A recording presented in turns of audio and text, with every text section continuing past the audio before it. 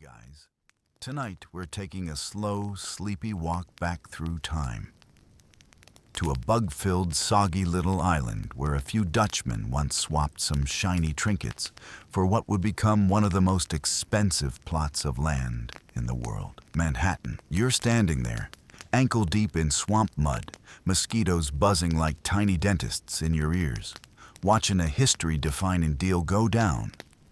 Quiet, awkward, and utterly misunderstood by both sides. You probably won't survive this if you're looking for action and explosions. But if your goal is to drift off to sleep while learning how New York was once bought for what sounds like the contents of a party store grab bag, you're in exactly the right place. So, before you get comfortable, take a moment to like the video and subscribe. But only if you genuinely enjoy what I do here. And if you're still awake long enough, drop your location and what time it is where you are. I love seeing where in the world you're listening from. Now, dim the lights, maybe turn on a fan for that soft background hum, and let's ease into tonight's journey together. It's the spring of 1626.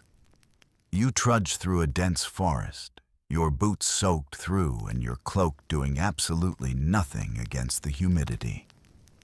Welcome to Manhattan before the skyscrapers, before the traffic, the noise, the bagels. What you've got here is mostly trees, swamps, and the occasional Lenape canoe slicing silently through the marsh. And there, in a clearing near the southern tip of the island, a small Dutch party is setting up camp. There's nervous laughter, probably some quiet grumbling about the bugs, and in the center of it all, a bearded man named Peter Minuit who's been sent on a mission. Buy the island. Just figure it out. Trade something. Make it legal-ish. Try not to start a war. No pressure, Pete. You watch as they unpack their offering. Beads, axes, cloth, maybe a mirror or two. Some versions throw in kettles, or knives, or even beer, though historians still argue whether alcohol was actually part of the deal or just a spicy detail added later. Either way, you wouldn't call it a treasure chest. It's more like the clearance bin at an early 17th century hardware store. Now, don't get it twisted. The Lenape people are not clueless. They're not sitting here thinking, oh wow, shiny rocks, let's give away our homeland. What's more likely is that they viewed the exchange as a gesture of shared use. Permission to stay, to hunt, to coexist. A kind of relationship builder. What they didn't imagine was that the Dutch thought this was a sale, complete with invisible boundaries and permanent ownership. You know, the way you buy a used wagon or a goat with a decent temperament. The whole thing happens without fireworks. There's no dramatic handshake. Just some cautious trading, probably a lot of nodding, and some major cultural disconnect happening silently in the background. You drift through the scene, the breeze thick with the scent of damp soil, wood smoke, and distant pine. There's a low drumbeat from across the river, maybe a Lenape gathering, or maybe it's just your heartbeat slowing down as the sky fades into a misty twilight. This wasn't the first time Europeans came nosing around. The English had already peered at the area. The French had sniffed at it. But the Dutch wanted to build something, and they thought step one was locking down this strange, wild island. Except there's no real lockdown happening. No fences, no deeds. Just an assumption. The Dutch leave this meeting believing they now own Manhattan, fair and square. Meanwhile, the Lenape likely go home thinking, cool, they're friendly. Hope they don't overstay their welcome. They will. Spoiler. The Dutch write back to Europe and report the deal as a glowing success. They describe it as a clean purchase, valued at around 60 guilders, which historians sometimes convert to $24. But let's be real. Inflation and context make that comparison a little silly. It's like saying you bought a Tesla for the price of a few tacos in dog years. And those beads, they weren't junk. Some may have been valuable trade goods, wampum-style shell beads or Venetian glass, which were rare and beautiful in certain contexts. But the myth of "they bought New York for costume jewelry" makes for a better headline than the reality. A misunderstood transaction between two very different worldviews. Still, that image sticks, doesn't it? The mental picture of these solemn Dutchmen handing over a sack of trinkets like trick-or-treaters and walking away with the keys to the Big Apple. It's silly, it's tragic, it's kind of hilarious. Meanwhile, in Europe, no one blinks. The Dutch East India Company files it under minor colony business. There are bigger fish to fry, literally, like the spice trade, like Java, like fighting the Spanish. Manhattan's just a side quest. You walk through the woods now, brushing aside ferns, listening to the soft crunch. The Dutch call it New Amsterdam. Now, and you can barely spot the difference between this settlement and a really determined camping trip. A few timber-framed huts huddle close to the shoreline like nervous rabbits.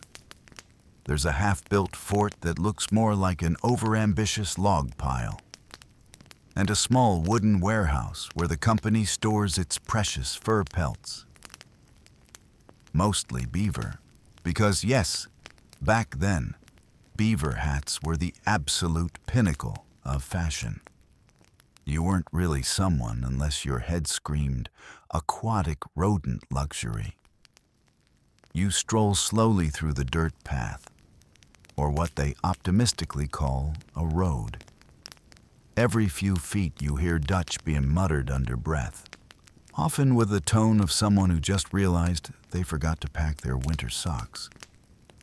The wind carries the smell of fish, sweat, damp canvas, and pine tar. Charming in a rustic way.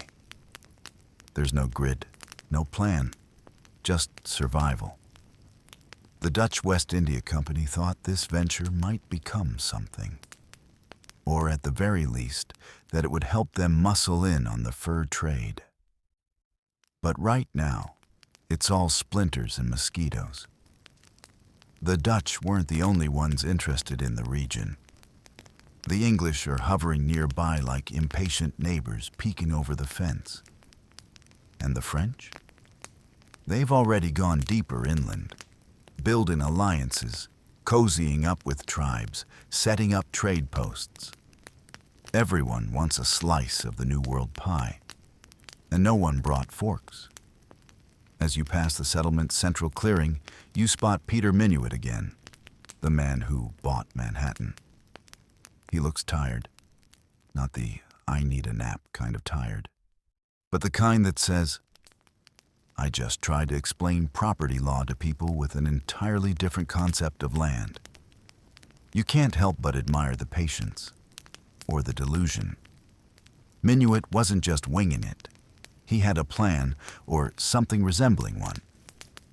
He was a Walloon by birth, fluent in several languages, and by all accounts, not a total disaster of a leader. He believed buying the land would avoid conflict. In a way, it did. For about 5 minutes, you find yourself near the edge of the village, where a Lenape path cuts into the woods.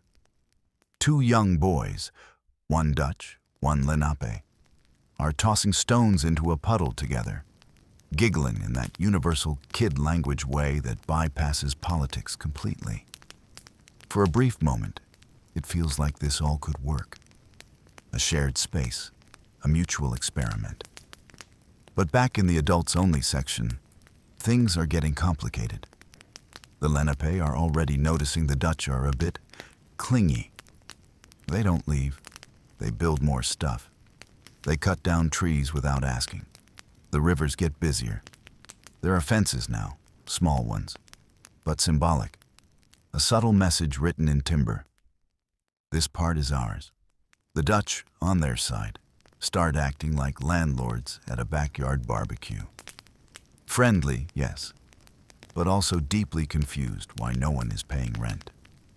You step into one of the huts and nearly smack your head on the low door frame. Inside, it smells like salted meat and wet wool. A woman kneels by a hearth, stirring something in a pot. It's probably stew. It could also be despair. Across from her, a man counts fur pelts with the obsessive focus of someone who knows that his winter bonus depends on rodent skins. Beaver fur, by the way, was currency. Not literally coins, but close. Fashion in Europe demanded waterproof felt hats that didn't flop after one rainstorm. And it turns out, the best felt came from beaver underfur. The colonies existed in part to feed this absurd trend. Wars have been started for dumber reasons. Looking at you, tulip mania, you lean against the wall, feeling the warmth of the hearth. The room flickers in amber light. This family came all the way from the Netherlands, not because life was bad there, but because it was predictable. Europe had rules. Here things felt open, dangerous, possibly rewarding. It's like investing in crypto before anyone had heard of blockchain. Outside, a bell clangs. Time to unload a ship. You walk down to the muddy docks. A small Dutch vessel is being pulled in, sails slack, hull crusted with salt. Crates are lifted off by grunting sailors who swear in multiple languages. One box crashes open. Inside are iron tools, flintlocks, cloth, and a bottle of what you're pretty sure is gin, or paint thinner. Hard to tell in 1626. Among the arrivals is a new family, wide-eyed, pale, and already regretting this decision. A boy clutches a carved wooden horse. A girl refuses to step in the mud. Their parents try to smile. Welcome to the new world, kids. Hope you like insects. Not all newcomers are Dutch. Some are Walloon. Some are German. A few are Scandinavian. New Amsterdam was never homogeneous. It was a stew from the start. One day that diversity would be New York's superpower. Right now, though, it mostly leads to arguments about how to build a chimney. A merchant scribbles in a ledger, calculating his odds of getting rich versus dying of something unpleasant. One sailor hawks up some. You wake the next morning to the sharp tang of smoke in your nose and the faint sound of someone arguing in Dutch. The sun rises lazily behind the trees, lighting up the fog that still clings to the settlement like a stubborn ghost. A few chickens peck near the well. A pig escapes its pen, again. Someone curses in 3 languages. It's going to be a productive day in New Amsterdam. The Dutch West India Company has sent over instructions, sort of. They're vague, impersonal, and about 2 months late. The gist is clear. Make this place profitable. Furs, trade, timber, fish, land, anything that can be stuffed into a ship and sold back in Europe. That's the mission. Civilization is nice and all, but only if it fits neatly in the ledger. You head toward the central structure, part fort, part warehouse, part panic room. It's where the company men hold their meetings, where records are kept, and where a few guns are stored in case things go sideways. Which, let's be honest, they usually do. Today, there's a heated discussion about how to keep more Lenape coming to trade. Apparently, the company's last shipment of beads wasn't sparkly enough. One trader insists the blue ones are best. Another argues for red. Yes, This is a real conversation between grown men, color-coded diplomacy at its finest. Beads, cloth, iron tools, and the occasional shiny trinket. This is what the Dutch used to buy land, to secure goodwill, to smooth over their constant boundary blunders. The Lenape, pragmatic as ever, accept these items for what they are. Useful tools. But tools do not equal surrender. To them, land isn't a commodity. It's an ancestor, a sibling, a story. You don't sell your grandmother, even if someone hands you a shiny mirror and a nice axe. Still, the warehouse grows larger. More pelts arrive. With them come rumors. French traders have been spotted upriver. English ships have landed to the east. Even the Swedes are sniffing around. It's a busy neighborhood, and everyone thinks they're the main character. Peter Minuit, who's not exactly new at this colonization game, decides it's time to make it official. A proper deed, a transaction. Something he can send back to the West India Company with a flourish and a feather pen. So the infamous purchase of Manhattan is drafted. Probably not on elegant parchment, but something more weathered, maybe with a coffee stain or two. The deal involves goods valued around 60 guilders, maybe beads, maybe kettles, maybe cloth and tools. Definitely some rum. There's always rum. Historians still argue whether this was a legitimate land sale or a cultural misunderstanding wrapped in optimism and colonial paperwork. Did the Lenape believe they were selling land outright? Or were they just granting usage, temporary permission to share the land, like letting a neighbor pitch a tent in your yard? No one knows for sure. There's no signed affidavit. Just guesses, diary entries, and one very smug letter to Amsterdam. You tag along with Klaus, a Dutch translator who speaks a little Lenape and a lot of exasperated sighs. He's nervous. His job is to explain this deal to the Lenape leaders. He walks like a man heading into a forest that's rumored to eat people. You can't blame him. He tries his best. The Lenape listen politely. They speak among themselves in low tones. No one shouts, no one storms off. They accept the trade goods, nodding slowly. A gesture is made. Hands are shaken. Everyone smiles. That slightly uncertain smile people make when they're not quite sure what just happened. Later that day, back at the Dutch camp, there's beer. There's smoked eel. Someone toasts to Minuit Savvy. A whole island for beads. Someone else jokes that Manhattan was a bargain even if it came with mosquitoes. Another man worries aloud what they'll do if the English show up with muskets instead of mirrors. Everyone laughs. Nervously. That evening, as twilight paints the treetops in lavender and gold, a Lenape woman walks along the water's edge with her daughter. They pause to watch the Dutch cabins glow like fireflies through the trees.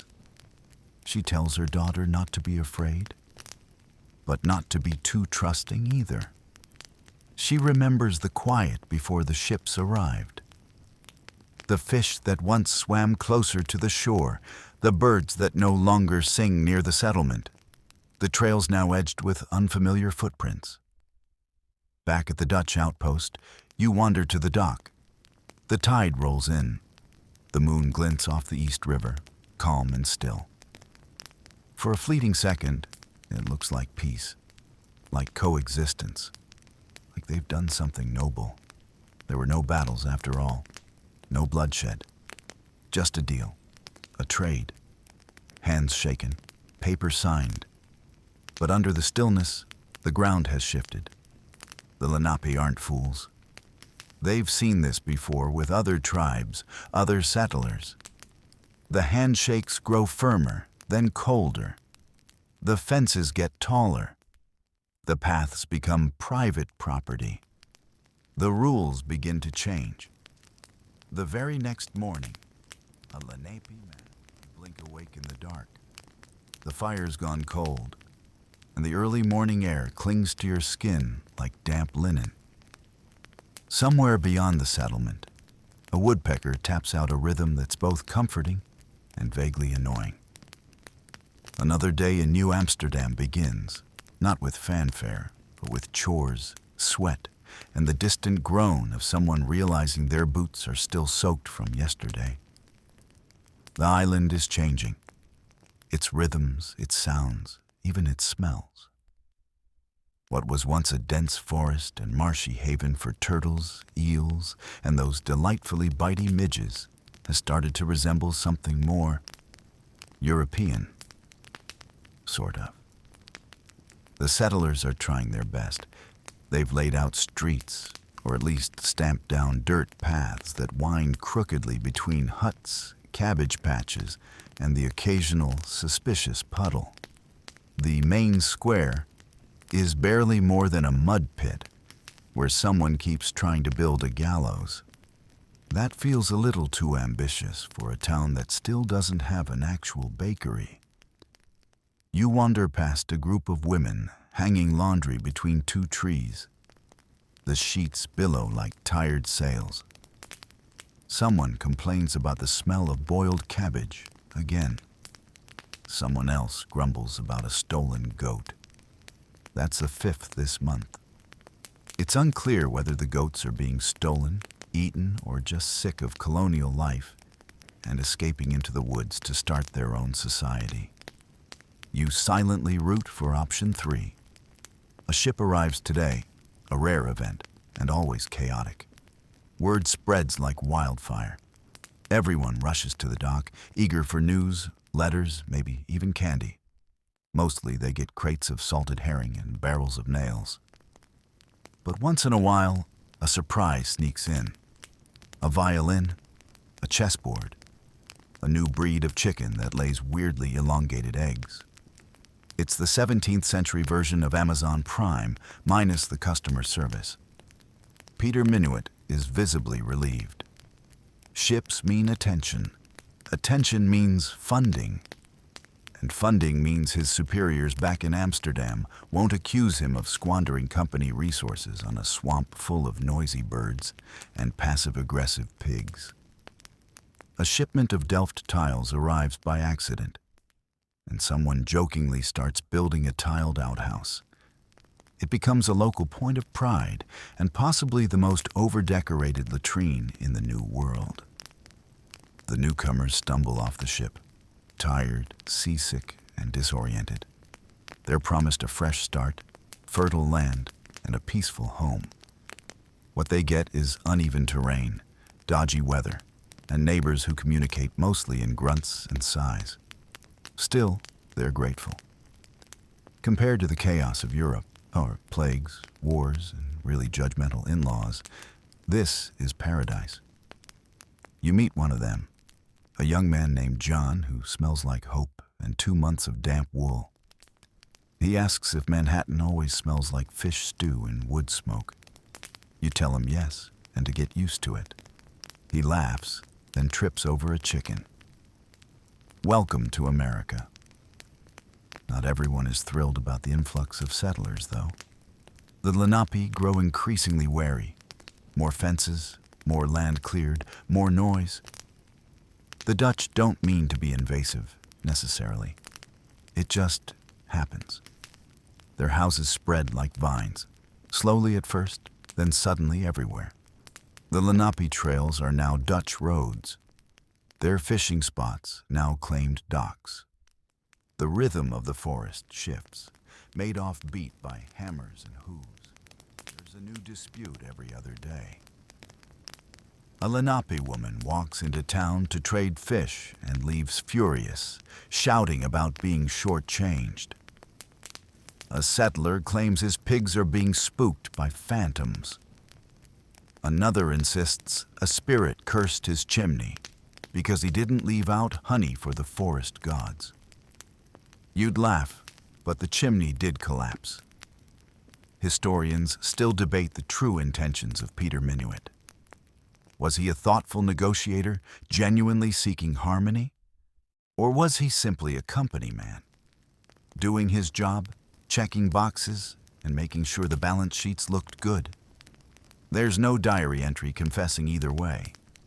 Just records. Just results. Just a man trying to make order from wilderness, with a touch of self-preservation and possibly one too many ledgers. A curious moment unfolds one afternoon. A Lenape boy trades his carved flute for a small mirror. He's mesmerized by his own reflection. You watch him laugh, then frown, then tilt his head, as if seeing himself for the first time.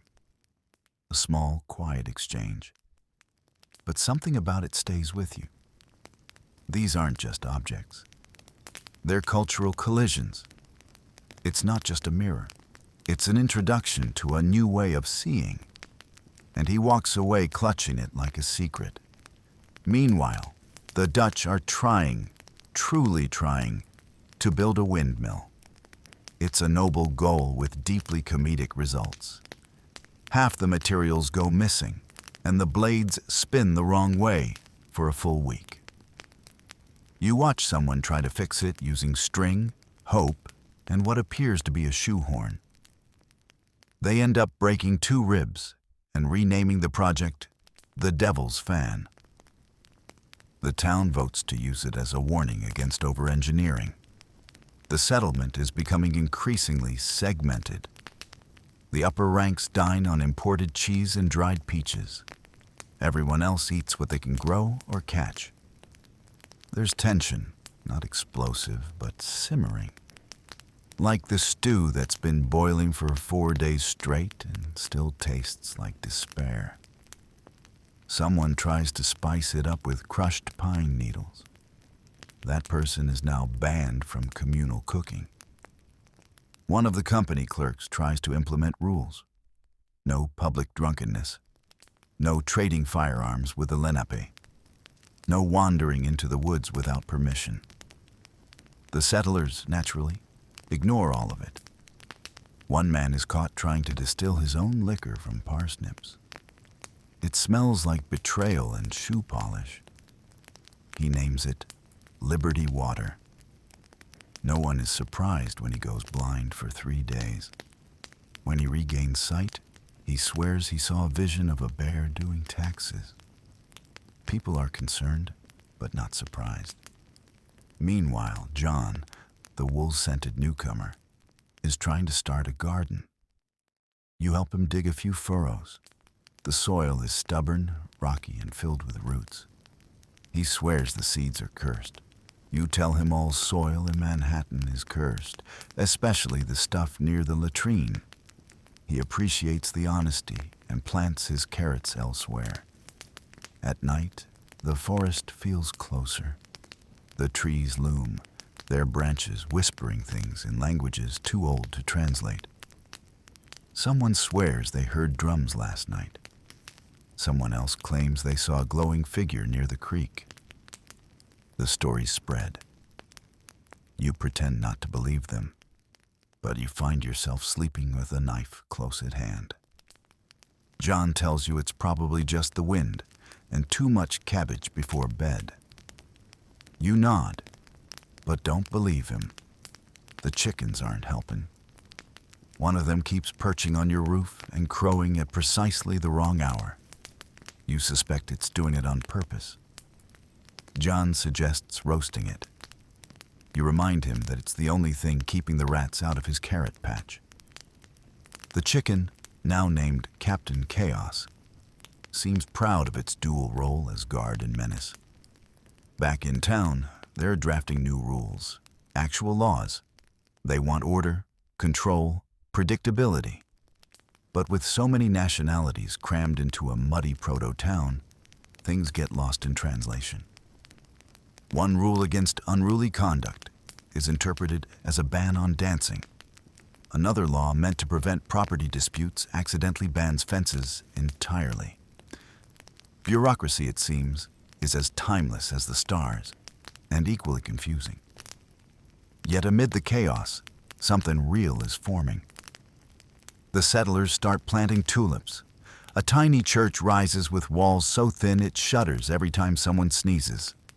A baby is born. Then another. A local woman stitches together the first town banner. It's crooked and features a deer that looks suspiciously like a very confused dog. But people cheer anyway. Pride begins to grow right alongside the cabbages. Someone plays a tune on a battered flute. Children chase each other barefoot. The mud is still deep, but so is the sense of belonging. You sit by the fire that night with John, who's proudly holding up his first carrot. It's misshapen, possibly evil, but undeniably a carrot. Victory tastes like dirt and hope. He laughs and offers to trade it for one of your apples. You trade. Fair's fair. Nearby, Captain Chaos settles on the roof and watches the stars like a grumpy sentinel. In the distance, the sun rises again over New Amsterdam, burning through the early morning mist like a lamp behind frosted glass. You step out into the heavy dawn air and instantly regret it.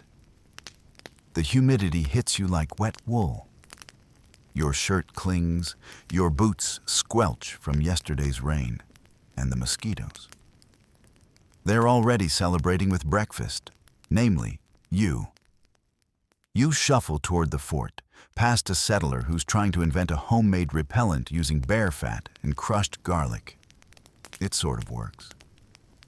The mosquitoes leave, but so does everyone within 10 feet. He'll be dining alone for the foreseeable future. In the heart of the settlement, the mood is different. There's a buzz in the air, something about trade, about goods, about some big meeting scheduled later today. You hear the whispers along the docks, inside the trading post, behind the smithy, and under the thatched eaves of the company's headquarters.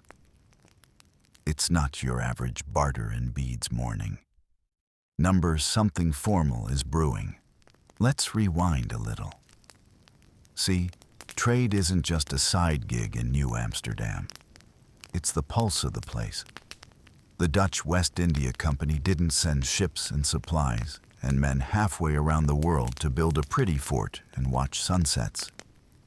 They came for commerce, for profit, for furs in particular, especially the holy grail of the fur trade, the beaver pelt. Beaver fur was the Bitcoin of the 17th century, coveted in Europe, processed into fancy felt hats, and worn by nobility who had no idea what a beaver even looked like. To the Dutch, every pelt was a coin, and the rivers of the Hudson Valley, a furry gold mine. But here's the catch. The Dutch didn't know where the beavers were, or how to catch them, or how to not die of exposure in the attempt. Enter the Lenape and other local tribes. The indigenous peoples of the region knew everything: how to trap, how to tan, how to navigate the maze of rivers and inlets that webbed the land like veins. They were not just neighbors. They were essential, and the Dutch knew it. You walk into the trading post, where things are already heating up.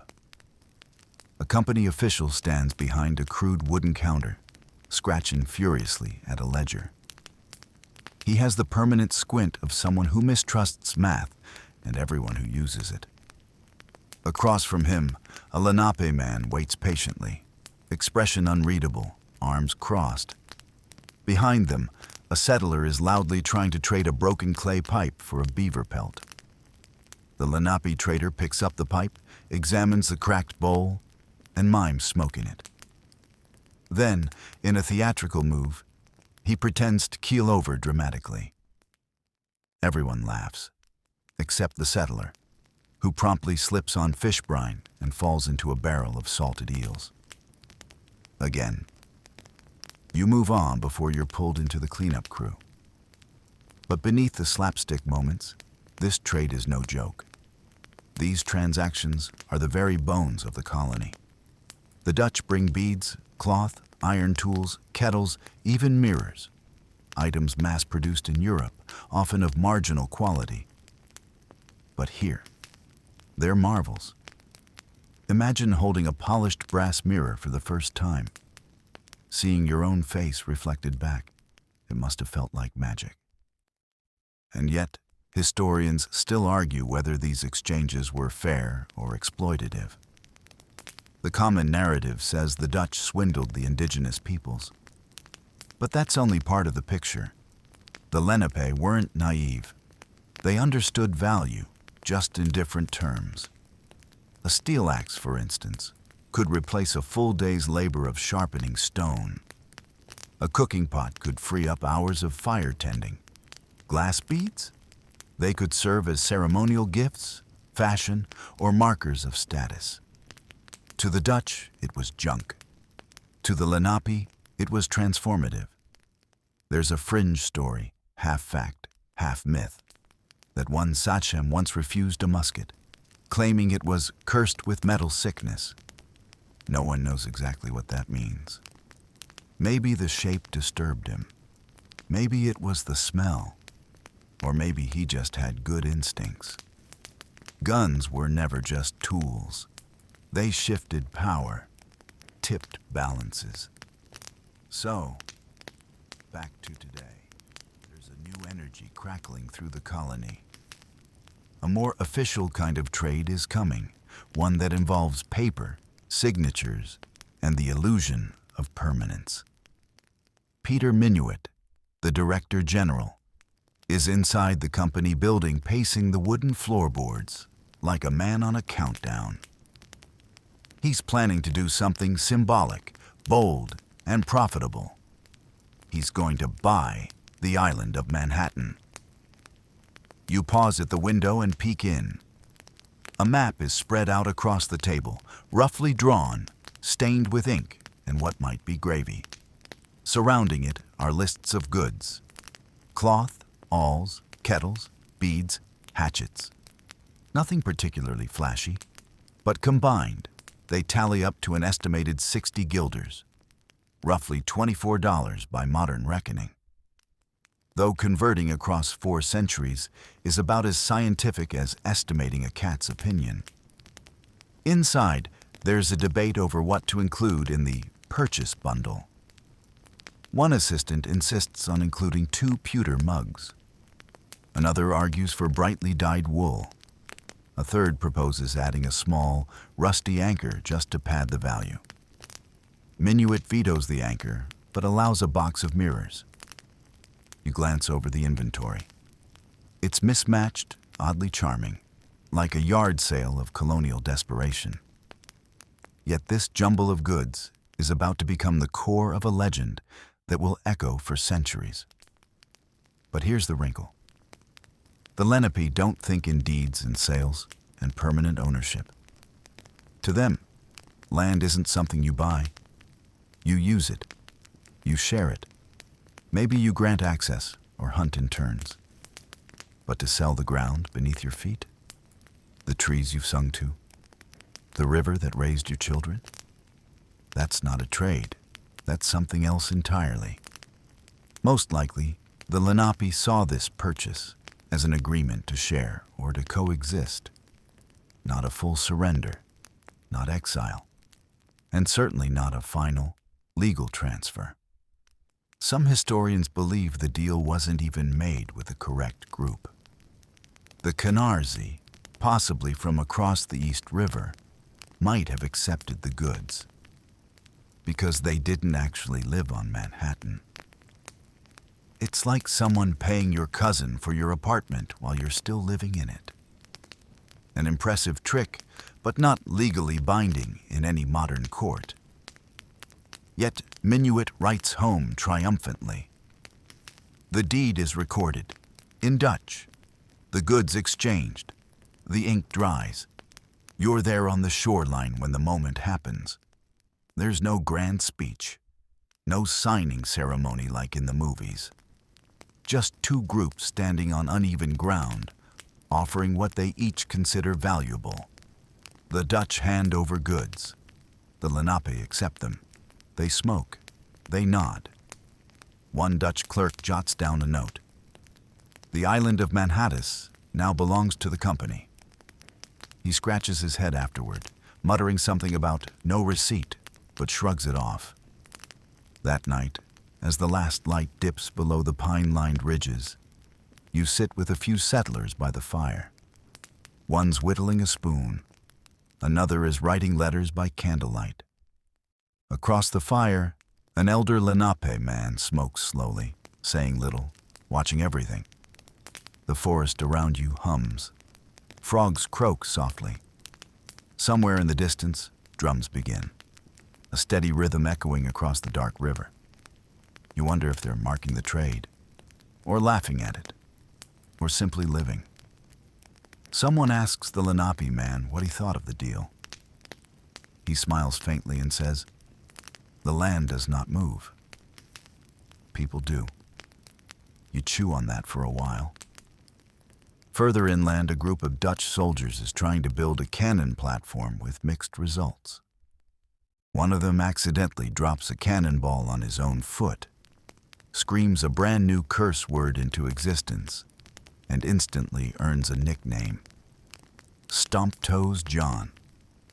Meanwhile, Captain Chaos, the deranged chicken mascot of Fort Amsterdam, declares war on a goose twice his size and wins. Again. A small crowd applauds. Bets are exchanged. You lie back on the grass, hands behind your head, and stare up at the stars. The island rustles around you, alive, breathing, full of stories it hasn't told yet. And the deal? The great, infamous purchase of Manhattan? It's done, or so they think. But paper fades. Ink lies, and this island, stubborn and strange, still answers to no one. The days blur into each other like a watercolor left out in the rain. You wake, you trade, you swat bugs, you sweat, you listen to the gossip drifting through the timber walls of New Amsterdam. And in the background of it all, one word keeps popping up like a stubborn weed: fortifications. Fort Amsterdam, once a loose scatter of logs and dreams, is finally getting teeth. You shuffle toward the fort, where someone is hammering with more enthusiasm than skill. A plank splinters dramatically, flinging a nail into a soldier's porridge. He doesn't notice. He's already bitten down on it. Extra iron, he mutters through a chipped tooth. There's a reason everyone's on edge. The purchase of Manhattan may be written in company logs, but not everyone got the memo. The Lenape still roam the island freely, fishing, trading, gathering. And while they tolerate the Dutch presence for now, the tension thickens like old stew. Then there's the other European settlers. The English, for example, are sniffing around like raccoons near a bakery window. They've already planted colonies up in Massachusetts and Virginia. Now, their eyes are drifting toward the fertile banks of the Hudson. Peter Minuit, still glowing from his now legendary land deal, starts drawing plans in the dirt with a stick.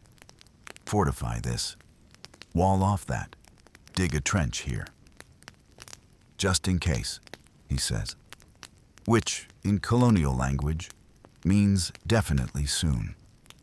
You join the work crews that start reinforcing the palisades, stacking logs into a crude but formidable wall. The design is simple: a 5-pointed star-like fort with thick wooden walls, surrounded by a shallow moat and a makeshift drawbridge. There's no blueprint, just instinct, guesswork, and a lot of yelling. The logs are pine and oak, thick as barrels, hoisted upright like giant toothpicks by men using only rope, sweat, and occasionally creative swearing. At one point, someone suggests using beavers as natural dam builders. But the beavers are busy, unionized, and utterly uninterested. Inside the fort, they build a powder magazine, a few barracks, a crude chapel, and an official residence for the Director General. That last one includes a fireplace, a lopsided chair, and a front door that doesn't close all the way unless you slam it and whisper apologies.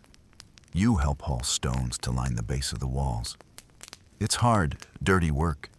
Your fingers blister, your back protests. But there's a sense of purpose humming in the air. Each clunk of rock, each thud of hammer is like a drumbeat warning the world. This is Dutch land now. Of course, not everyone sees it that way. Historians still argue whether Fort Amsterdam was built for protection against rival Europeans, native peoples, or just the terrifying possibility of a Tuesday with no authority figures. Most agree it was a preemptive move. Show strength before it's tested. You overhear a company officer saying, "If we build it, the English will think twice." Then he trips over a chicken and drops a box of nails into the moat. Classic New Amsterdam efficiency. There's a story, possibly true, that a group of Lenape elders once watched the Dutch build for hours, then asked with genuine curiosity, "Is this to keep people out or to keep you in?" You can't decide which answer is worse. As the fort takes shape, the town outside it begins to sprawl. Slowly, awkwardly, like a teenager's first mustache.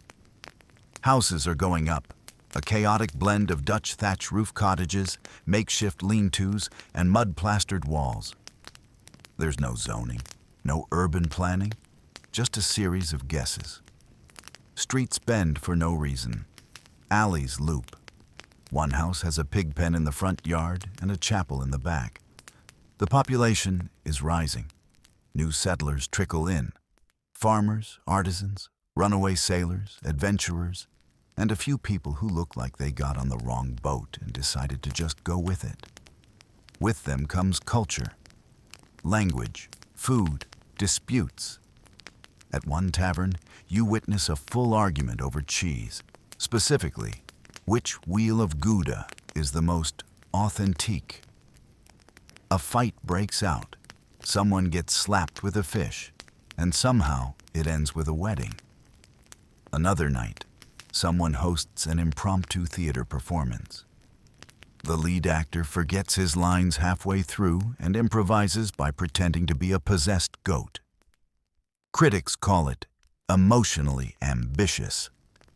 Even the chickens begin to feel the population pressure. Captain Chaos, the fort's self-appointed rooster overlord, starts guarding the gate with suspicious intensity. No one enters without a peck to the ankle. And yet, with all this hustle and hammering, the air holds something heavier. Unease. You feel it when you wake in the middle of the night, when the forest rustles too loud, when the firewood snaps like musket fire. Because the land is not quiet. Further north, alliances are shifting. Tribes are at war, sometimes with each other, sometimes with encroaching settlers. Disease creeps through the river valleys like a silent thief. Trade routes are breaking and reforming. And all the while, the Dutch are digging in deeper. One morning, a settler bursts into the fort yelling about strange sails on the horizon. Everyone rushes to the docks. You see them too. Ships with unfamiliar rigging anchored just beyond the shoals. English, maybe, or French, or worse, pirates.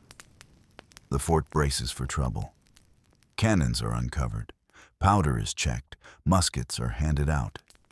Yours is about as accurate as throwing a rock while sneezing, but it's better than nothing. Then, after hours of tension, the ships turn and leave. Nothing happens. But the message is clear.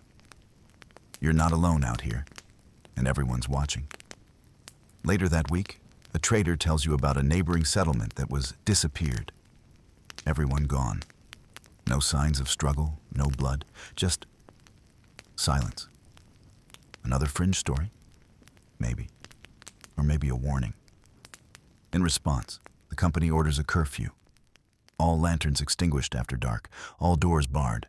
The fort becomes a skeleton of flickering torches and whispered fears. Still, life grinds on. The walls of Fort Amsterdam stand tall now, casting long shadows over the growing town. They creak in the wind. They smell of pitch and damp pine. They watch everything. At night, you sit by the outer wall, staring into the forest. You hear the howl of a lone coyote, the flutter of wings, the faint laughter of children chasing fireflies. And you wonder, not for the first time, if all this building is creating safety or just drawing more attention. The irony, of course, is that the fort's greatest threat won't come from outside. Not yet. It'll come from within, from leadership, from bad decisions, from too much ambition and not enough humility. But that's still ahead. For now, the gates of Fort Amsterdam close with a groan. The chickens settle. The stars bloom overhead. And in the distance, on the far end of the island, a single torch flickers in the dark, watching, waiting. The morning begins with cannon fire. Not war, not pirates. Just the fort's garrison celebrating a wedding with what they claim is a light symbolic blast. Unfortunately, the cannonball lands somewhere near the pig pen. The pigs are not symbolic, and they are definitely not amused. You're up with the noise, rubbing sleep from your eyes, stepping over chickens, and dodging a cart filled with slightly singed cabbages. Welcome to another day in New Amsterdam, where frontier life means everything is on fire or about to be. Still, things feel different lately. The fort is finished, the settlement is expanding, and the Dutch West India Company, ever hungry for results, is now trying to turn a profit on its shiny new outpost. You feel it in the sudden flood of rules, policies, and letters from men with too many titles and not enough sense. The company wants structure. They want results. They want this colony to behave like an investment, not a half-feral experiment clinging to the edge of the known world. And that's when the real problems begin. You hear the first rumors at the dock, quiet conversations behind stacked barrels, whispered over soggy tobacco and watered-down gin.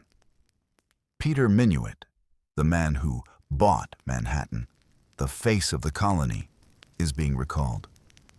No one quite knows why. Officially, the reason is fiscal discrepancies, which is company speak for we're not making as much money as we wanted, and someone needs to take the fall. There are whispers about favoritism, about deals made behind closed doors, about secret land grants to certain settlers. Historians still argue whether Minuit was truly corrupt or just a convenient scapegoat.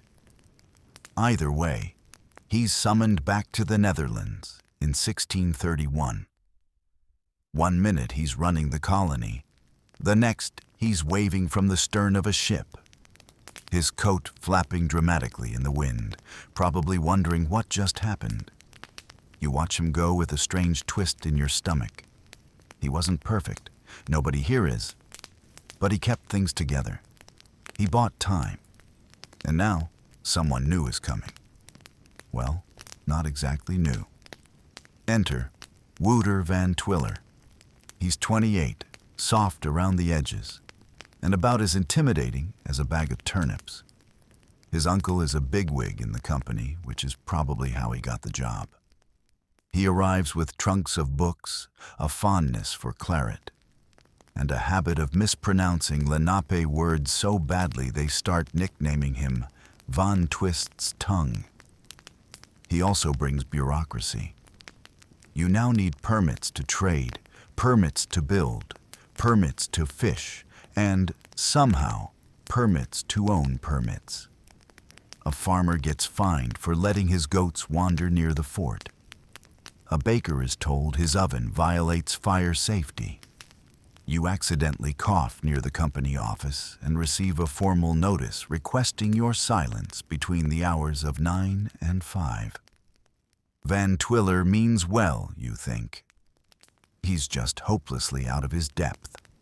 He tries diplomacy with the Lenape but missteps quickly. At one gathering, he attempts to give a speech in a mix of Dutch and poorly translated Algonquian. It goes so badly that the translator stops halfway through and mutters, "He's not saying anything." There's a fringe tale, unconfirmed but delightful, that Van Twiller once tried to mediate a land dispute between two tribes by offering them each a goat and hoping they'd forget about it. The goats escaped. The tribes didn't forget. But Van Twiller does have one success. Sorta. He expands the settlement northward, deeper into the island. He builds roads, well, paths. He orders more farmland cleared and pushes for a school to be built, though no one remembers to hire a teacher. A small printing press arrives, which prints 3 pages before breaking permanently. The colony is becoming more Dutch by the day, more controlled, less wild. You wander through the streets one evening, if you can call them streets. Dusty paths crisscrossed with puddles, with houses thrown up wherever the ground felt slightly less cursed than usual. Smoke curls from chimneys, music filters from a distant tavern, and everywhere the sense that things are no longer just improvised. They're organized, but not necessarily better. Then comes a ripple that no one expects. Slavery. You first hear about it when a small ship docks under a blood-orange sunset, quiet and unannounced. Aboard are 11 enslaved Africans, torn from their homes, from their world, now property of the Dutch West India Company. They're unloaded in silence. No fanfare. No explanation. Just another transaction in a colony that sees itself as a ledger come to life. The settlers watch. Some turn away. Some mutter. Some say nothing at all. You stand near the dock, frozen. You know this isn't the first time slavery has appeared in European colonies. But here, on Manhattan, it feels like the moment the air changes. Like the colony loses something it can't get back. Historians still argue about the nature of this first group, whether they were company-owned laborers with partial rights or full chattel slaves. But the reality, they were not free. They were forced to build walls, till land, carry burdens not just physical, but generational. You see them the next day, working near the fort. They move with practiced silence, eyes down, muscles taut. A settler calls them necessary. Another mutters, "Better them than me." You say nothing. You don't know what to say. The colony is changing, becoming something harsher, something older than its years. Still, the rhythms of life beat on. A shipment of sugar arrives and is immediately devoured by ants and one enterprising raccoon. A man claims to have invented the umbrella using a barrel lid and a broomstick. It mostly works, until the wind turns. Van Twiller builds a pleasure garden, which sounds scandalous, but is really just a fenced-off field with some struggling tulips and one bench. It becomes popular anyway, because it's one of the few places where people aren't yelling about trade tariffs or pig thefts. Captain Chaos the rooster gets his own mural painted on the side of a barn. It's abstract. He attacks it immediately. By now, you've learned to read the colony's moods. The way the river swells before a storm. The way the trees fall silent when something is watching. And right now, everything feels poised, like the inhale before a shout. And sure enough, trouble comes walking right through the front gate. A settler from the outlying farms bursts into town on horseback, wild-eyed and shouting. His farm was raided, not by rival Europeans, not even by tribes from the area, but by wolves. Yes, literal wolves. A fringe problem, but real. Turns out, all the clearing and expanding into the woods has displaced more than just people. Packs of gray wolves, hungry and bold, have started stalking the far edges of the settlement. Livestock disappears. A child is nearly attacked fetching water. A trapper claims he saw one wearing a hat, but he was also very drunk. Van Twiller orders a wolf bounty, offering silver for pelts.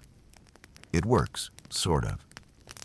More trappers arrive, some more interested in the bounty than actual wolf control. A few even start importing pelts from elsewhere to cash in. Colonial capitalism at its finest. Still, it reminds everyone just how thin the border is between settlement and wilderness. Between Dutch order and the raw chaos of this strange, beautiful island. One night, you're out near the edge of the fort when you hear howling. Not distant, not far. Right there, just beyond the trees. You grip your musket, heart pounding. A shadow moves. A shape. Then, nothing. You go back inside. Fast. You don't sleep that night. And neither, it seems, does the colony. The next morning, you wake up to a goat screaming. Not unusual. But this time, it's because the goat is standing on the roof of the Dutch Reformed Church. No one knows how it got there. Some claim witches. Others blame the wind. You suspect the goat simply climbed up there on pure, chaotic willpower, like everything else in this colony. Van Twiller has officially lost control. By now, you can feel the cracks forming beneath the cobbled-together order of New Amsterdam. The rules keep multiplying, but the people keep ignoring them. Smuggling is up. Drunken brawls break out at noon. One guy opens a dance school that's clearly just a tavern with louder music. Even the chickens look rebellious. And yet, the Dutch West India Company refuses to give up on the colony. Not because they love it. Number because they hate losing money, more than they hate chaos. So they recall Van Twiller in 1637. Another ship, another departure, another coat flapping dramatically in the wind as a not-so-qualified administrator gets quietly shipped back to the Netherlands. This time, though, their replacement isn't soft. This time, they send a man made of angles and edges, a hammer in human form, a leader so famously strict that even company bureaucrats write his name with a nervous tremor. Meet Willem Kieft. Kieft strides into the colony like someone who expects the buildings to salute him. He's sharp-nosed, sharp-tongued, and deeply allergic to nonsense. He takes one look at the dancing tavern and shuts it down. He sees the goats roaming freely and demands leashes. He posts new rules on every available surface, including the tavern doors, church pews, and one guy's back. You hear it in the whispers. Kieft doesn't smile.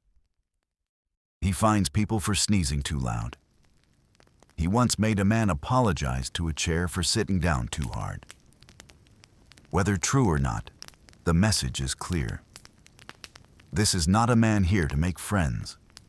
And yet, for all his harshness, there's something undeniably effective about Kieft. He expands trade. He starts repairing the crumbling infrastructure. He pushes for better relations with the Dutch in nearby settlements, including Fort Orange, modern-day Albany, trying to stitch together a stronger Dutch identity in the region.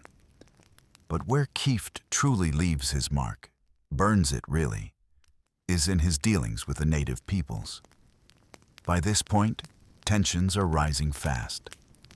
The Dutch have expanded farther into Lenape land.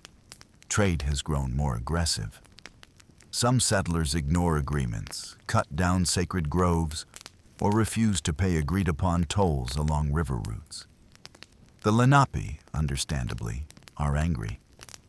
Then, in 1640, something happens that changes everything. A Dutch settler is killed by a native man, possibly in retaliation for previous violence, possibly a drunken misunderstanding, or possibly just one more spark in a powder keg ready to blow. Historians still argue about the exact circumstances. What matters is how Kieft reacts. Instead of seeking peace or negotiation, he demands a tribute from the local tribes, a sort of colonial protection tax. It's a move lifted straight from medieval feudalism. Predictably, the tribes refuse. Kieft doesn't take this well. He forms a citizens' council, which is less about democracy and more about rubber stamping his decisions. He begins planning military retaliation. The settlers, many of them farmers who just want to be left alone to fight off wolves and drink bad beer, are deeply uncomfortable with this. Still, in 1643, the fuse reaches the powder. In a brutal winter raid, Kieft sends soldiers to attack 2 villages of native refugees. One at Pavonia, across the river in modern-day Jersey City, and another at Corlear's Hook, on the Lower East Side of Manhattan. It is a massacre.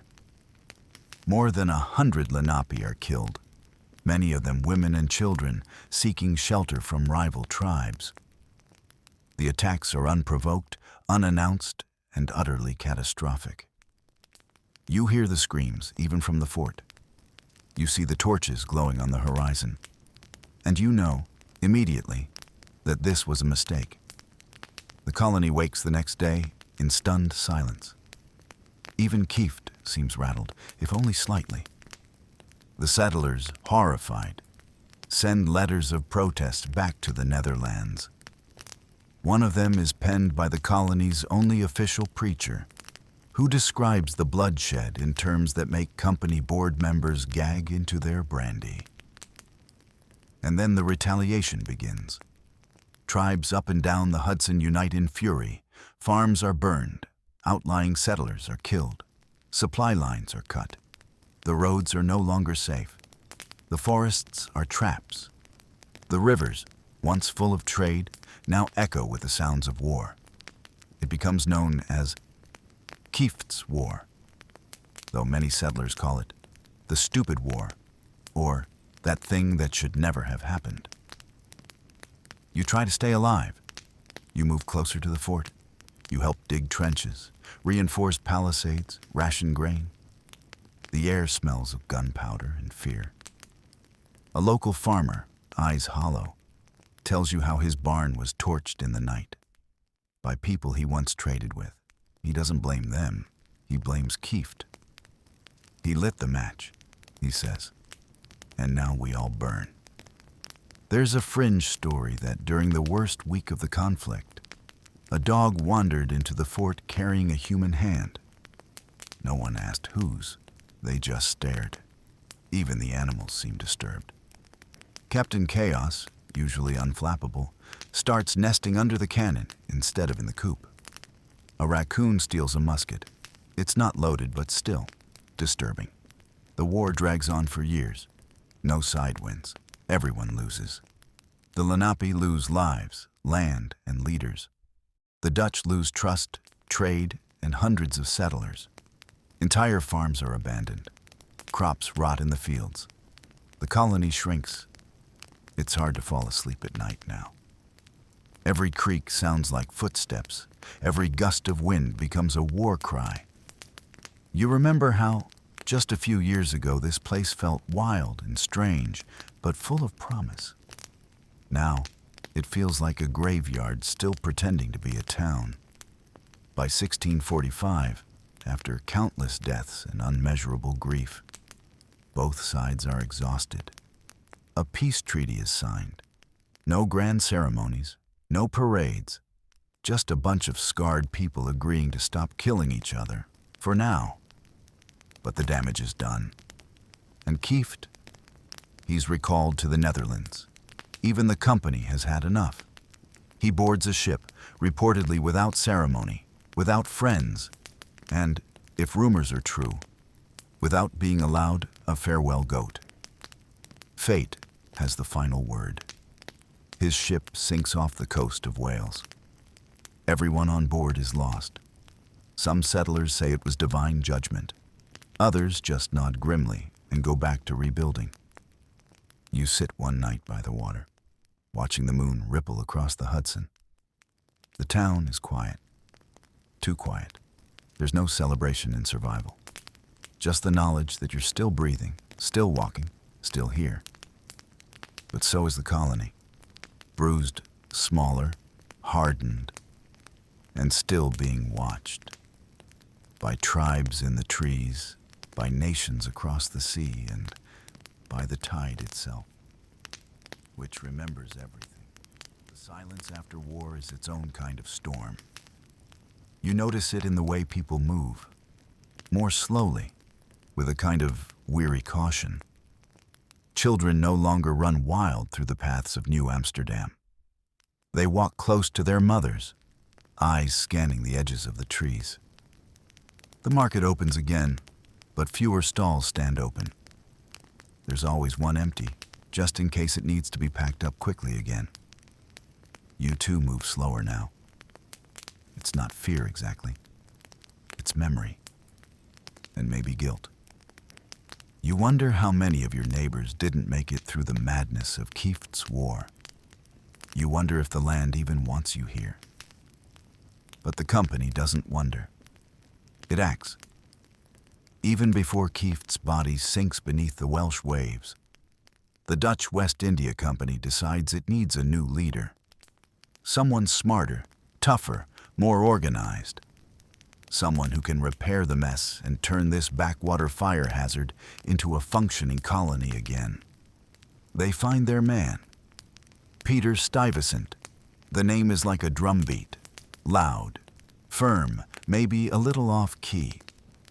You're there when he arrives in 1647, stepping off the ship in a swirl of stiff fabric and tighter discipline than this colony has ever seen.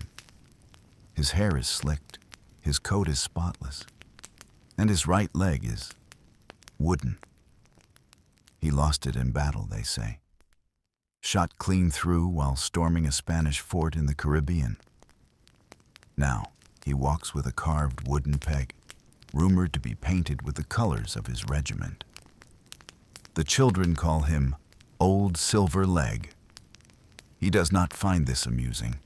Peter Stuyvesant doesn't walk. He stomps.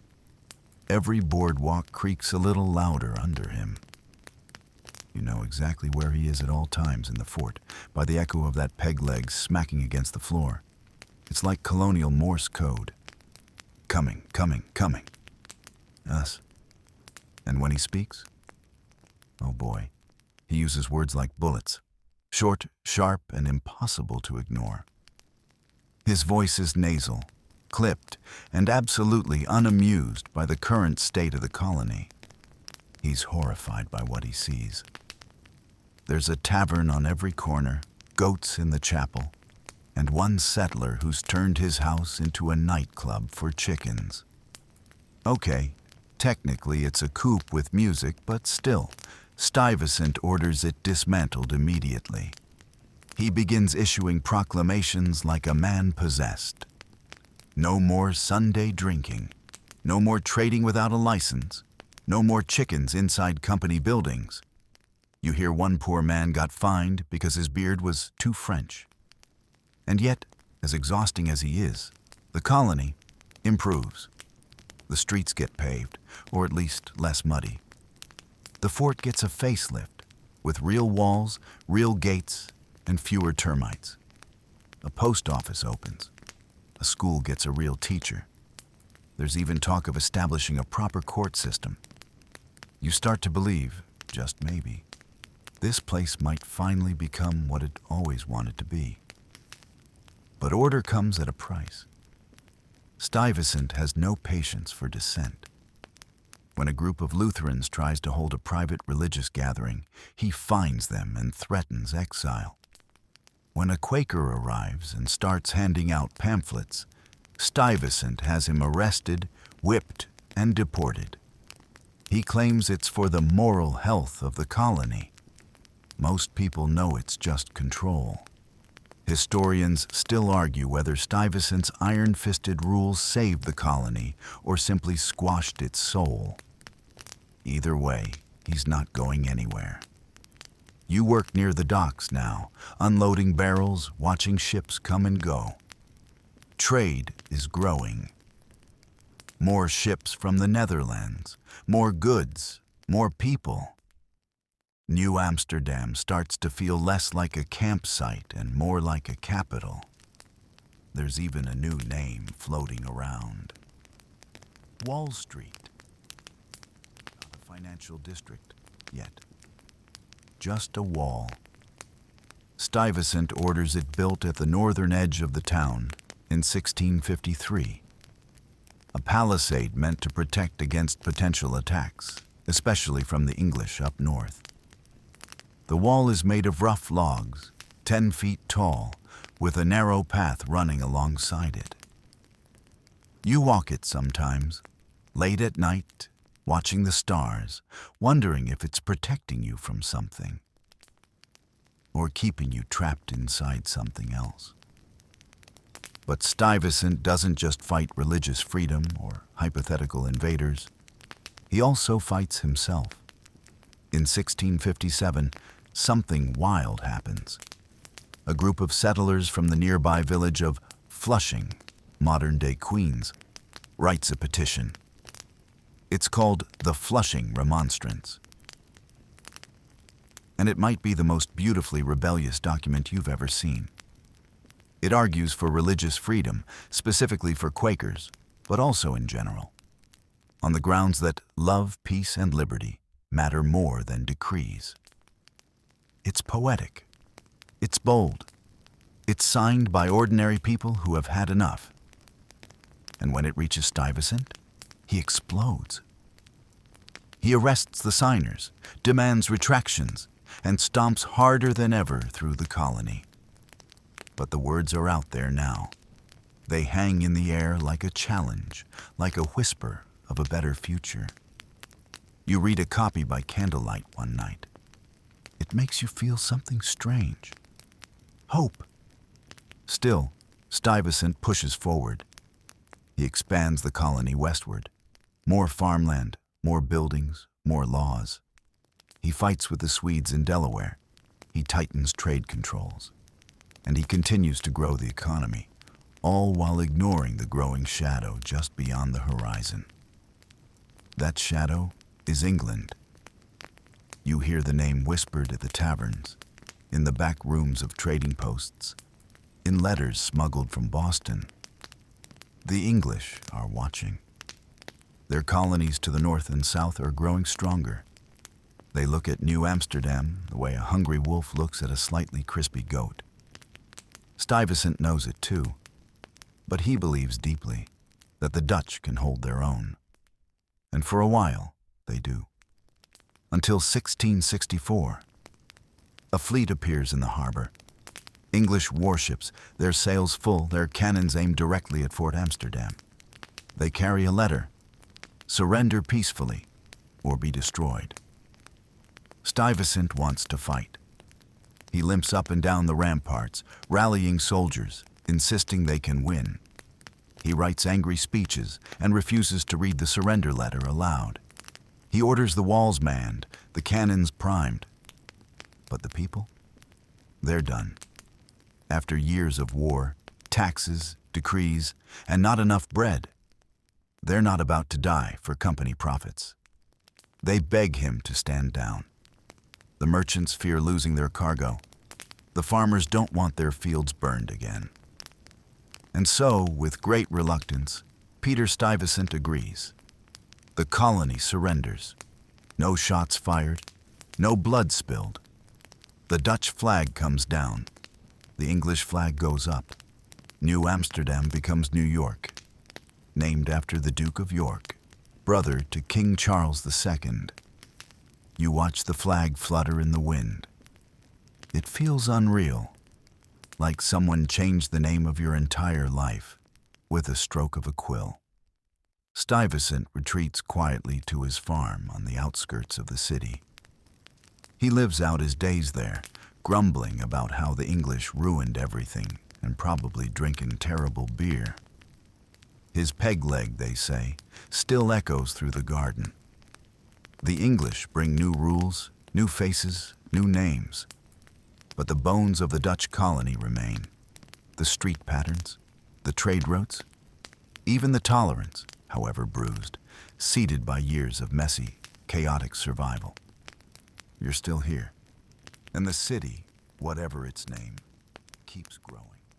The English, it turns out, bring more than flags and flatter vowels. At first, not much changes. You wake up the morning after the surrender and the cows are still mooing. The streets still smell like cabbage stew and burnt bread. And someone still manages to set part of the dock on fire using only a pipe and wishful thinking. But slowly, the differences begin to show. For one thing, the signs change. The once familiar Dutch script on shopfronts is replaced with English lettering. Bakkerij becomes bakery. Slager becomes butcher.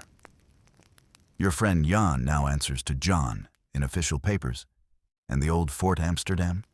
It's now called Fort James. Still, you keep calling it the fort. Everyone does. New York may now be under British rule, but the colony doesn't flip overnight. It simmers. And right in the middle of the stew pot, you. Because now you're not just a settler, you're a settler under new management. The English are clever. They promise to honor property rights, allow religious freedom, and respect the Dutch legal customs, at least for now. It's a strategy, of course. They don't want revolt, they want cooperation. And surprisingly, it works. The transition is mostly peaceful. The colony even grows more prosperous. Trade with England opens up new markets. You suddenly have access to finer fabrics, better tools, and a wider variety of tea than you know what to do with. You try the chamomile. It makes you sleepy, which you decide is either its greatest feature or its worst. The Duke of York, whose name now hangs over the colony like a royal banner, appoints a governor, Richard Nichols. He's English through and through, proud, polished, punctual. But to your surprise, not unbearable. Nichols spends most of his time trying to keep the peace. He meets with Dutch landowners, listens to grievances, and even allows the old Dutch legal system to keep operating, sort of. In fact, he issues something called the Duke's Laws, which blends English criminal law with Dutch customs. So for a while, the odd mix works. You live under English rule. You pay English taxes. You even start using some English phrases, though bloody still feels ridiculous coming out of your mouth. But you also still walk streets laid down by the Dutch, sleep in a home built from timber you cut under a Dutch flag, and eat pickled herring out of a jar, because no one has taught the English how to cook yet. One afternoon, standing by the docks, you overhear a group of merchants arguing about sugar shipments. They're speaking a mix of Dutch, English, and something else. Some blend of German, French, and nonsense. It hits you. The city is becoming something new. Not English, not Dutch. Something else entirely. A city of in-betweens. But not everyone is thrilled. The old Dutch elite, especially those with big land claims, begin to worry that their power is slipping. Meanwhile, English settlers arrive in larger numbers, especially from New England. They bring stricter ideas about religion, property, and social order. They don't like your messy tolerance. They definitely don't like your beer and goats on the Sabbath lifestyle. You see more people reporting each other for minor offenses. A woman gets fined for selling fruit on a Sunday. A man is hauled before the magistrate for blasphemous utterings, which turns out to be him shouting at a cow. Then there's the issue of slavery. Under the Dutch, slavery was already present. Let's not pretend it wasn't. But the English bring more of it. They expand the system, import more enslaved Africans, and begin tightening the laws around their movement and rights. You notice the change. The auction blocks become more visible, the laws more cruel, the work more brutal. Some of the older Dutch settlers grumble about it, but quietly. Most just adapt, which makes you wonder, what does adapting really mean? Still, life continues. You get older. You get used to new accents, new faces, new laws. And yet, despite the changes, the colony still feels like a tangle of contradictions. There's tolerance, but only up to a point.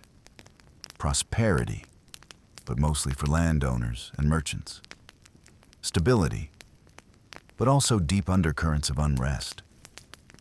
You hear rumors of native uprisings in nearby areas.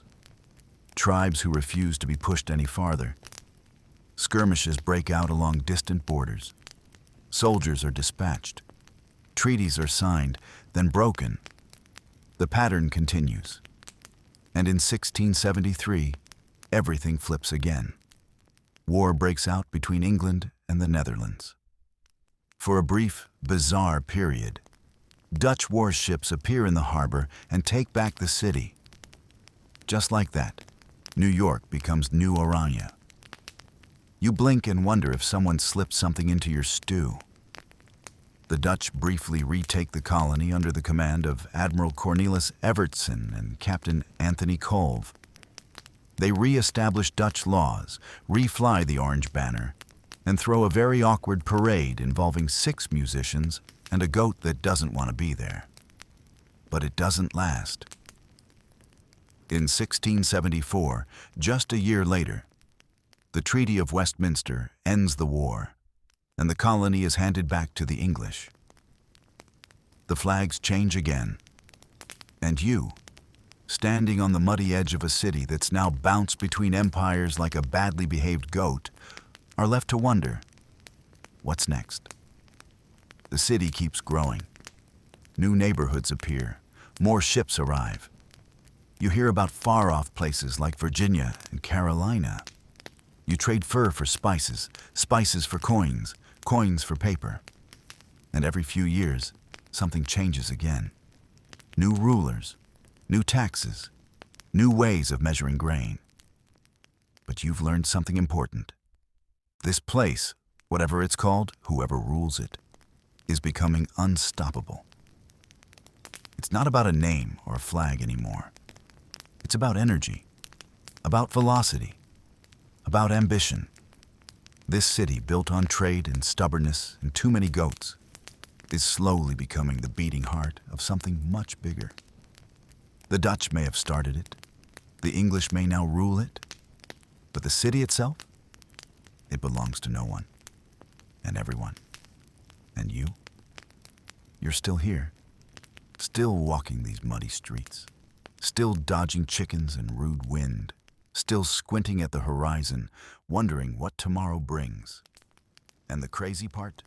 You can't wait to find out. The years glide by now. Not fast, exactly, but smoother than before. Like a canoe finally finding its rhythm along a restless river. The name New York settles into the city's bones. And though a few diehards still mutter New Amsterdam under their breath, even they admit it's easier not to fight the tide. You've grown older, slower perhaps, but never dull. The city hums, and so do you. In the 1680s, you watch as buildings stretch taller. Not skyscrapers, let's not get ahead of ourselves, but taller than before. 2 stories, even 3 in some places. People start using bricks. Streets once a riot of pigs and puddles, now see paving stones. Not many, not often, but enough that your boots stay dry a few extra steps. The port booms. Ships arrive constantly, sails full of wind and ambition. Trade with the Caribbean is especially lively. Sugar, rum, molasses, and unfortunately, people. Enslaved Africans continue to be brought in, more now than ever, sold like goods, their lives reduced to transactions on ledgers. You try not to look when the auctions happen, but the sound, the auctioneer's voice, the silence afterward, clings to your ears like smoke. There's a new market in town called the Meal Market. A fine name, but you know what it means. It's not just for grain and livestock. It's a central place to hire enslaved labor, and it sits right next to City Hall. They don't even try to hide it anymore. Still, the contradictions deepen. In 1683, New York gets its first assembly, a real one. The colony finally receives a charter with a governor, council, and elected representatives. It's a baby step toward self-government. You squint at the names of those elected. They're mostly wealthy merchants. But it still feels like progress. And then, just as you're starting to believe in progress, the crown tightens the reins again. In 1685, James II takes the throne in England, and with him comes the Dominion of New England, a kind of colonial mega-merger.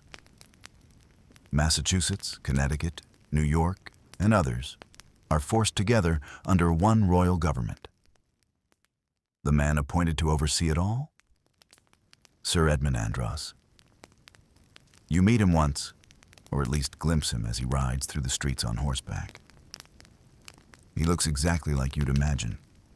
Powdered wig, shiny boots, and the subtle arrogance of someone who's never chopped wood a day in his life.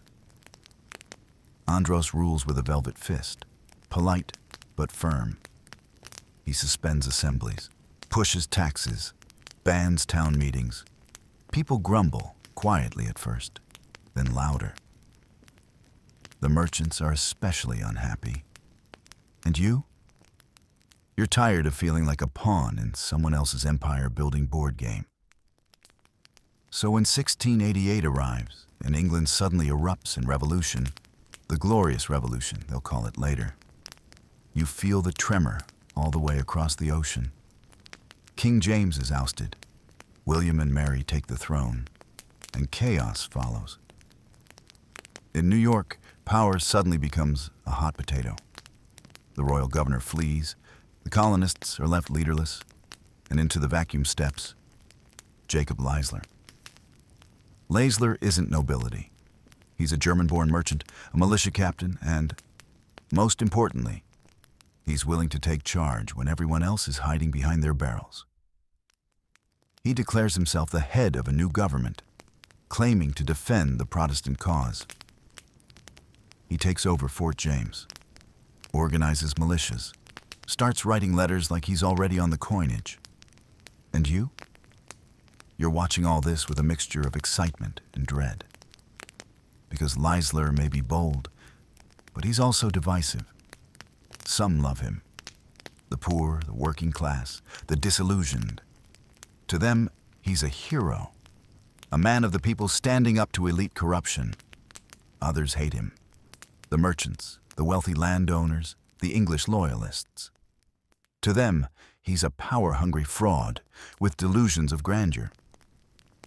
Historians still argue whether Leisler was a populist champion or a dangerous opportunist. All you know is, things get messy. Leisler rules for nearly 2 years. He establishes a provincial council, sends envoys to England, keeps the city functioning, albeit nervously. But when William and Mary finally get around to sending a new royal governor in 1691, things fall apart fast. The governor, Henry Sloughter, arrives with orders and no patience.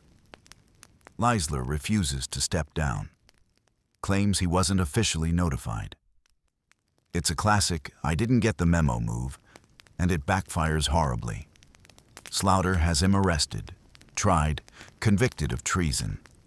The trial is rushed, the evidence shaky, the mood bitter. And then, one damp morning, Jacob Leisler is led to the gallows just outside the fort, just steps from the place he once ruled. You're there, in the crowd, watching as they drop the trapdoor. It's silent afterward. Even the birds seem unsure whether to sing. New York's brief experiment in self-rule ends with a thud. After that, the English clamp down tighter. Governors appointed by the crown rule with less pretense. The colony becomes more formally English, more structured, more surveilled. But you also notice something else. The spirit hasn't died. In fact, it's spreading. By the early 1700s, New York is no longer just a trading post or a colonial oddity. It's a bona fide city, with thousands of residents, dozens of languages, a weirdly beautiful mix of ambition and grime. People still push carts down the cobbled streets, horses clatter, bells ring. But now there are schools, theaters, printing presses. You even hear rumors of an opera. And something else, politics. Coffee houses become hubs for debate. Broadsheets fly off the presses. People argue loudly in the streets about taxes, trade, and the price of salted cod. It's messy, it's noisy, it's alive. One newspaper, the Nutbrixton New York Weekly Journal, becomes famous for pushing boundaries. Its publisher, John Peter Zenger, is arrested in 1734 for printing articles critical of the governor. The trial that follows becomes legendary. Zenger's lawyer, Andrew Hamilton, no relation to that Hamilton yet, argues that truth should be a defense against libel. That criticizing the government is not treason, it's freedom. The jury agrees. Zenger is acquitted. You're in the crowd again, outside the courthouse, when the verdict is read. People cheer. Someone throws a hat in the air. It lands in a puddle, but no one cares. It feels like something has shifted. Like the colony isn't just surviving anymore. It's waking up. New York is no longer just a place you were sent to. It's a place you choose to stay. A place that argues with itself, that questions its rulers, that refuses, ever so politely, to stay in its lane. You look around at the muddy, booming city and wonder, how far can this go? Because for all its problems, for the injustice, the inequality, the noise, the chaos, you can feel something rumbling beneath the surface. Not just trade, not just politics, possibility. And just wait. The next chapter. Oh, it's going to be loud. By the time the 1740s roll in, you're no longer young. But you've learned that age in New York isn't something that slows you down. It just gives you better opinions. More refined complaints. A specific talent for glaring at teenagers who walk too fast and don't tie their boots properly. The city is loud now. Louder than ever. Carriages rattle, bells clang, ships creak and shout with each tide. But beneath the bustle, you hear something else. Tension. You feel it in your bones like a coming storm. Let's start with the obvious. The population has exploded. From a sleepy Dutch trading post, New York now rivals Boston in size. The harbor is crowded with vessels from Britain, France, the Caribbean, and beyond. The markets spill over with fish, fruit, cheese, and gossip. You pass people speaking German, Yiddish, Irish accented English, French, and languages you don't recognize. There are so many people now, it feels like the city is expanding faster than its own streets can keep up. But along with growth comes growing pains. The 1740s also bring one of the darkest and most unsettling chapters in the city's history. The New York Conspiracy of 1741. It starts with fear, as it often does. The city has just barely settled from the shock of a British-Spanish conflict, the War of Jenkins' Ear. Yes, that's its real name. And yes, it started because a man's ear was allegedly cut off during a sea inspection. British colonists are nervous. Catholic Spain is the enemy.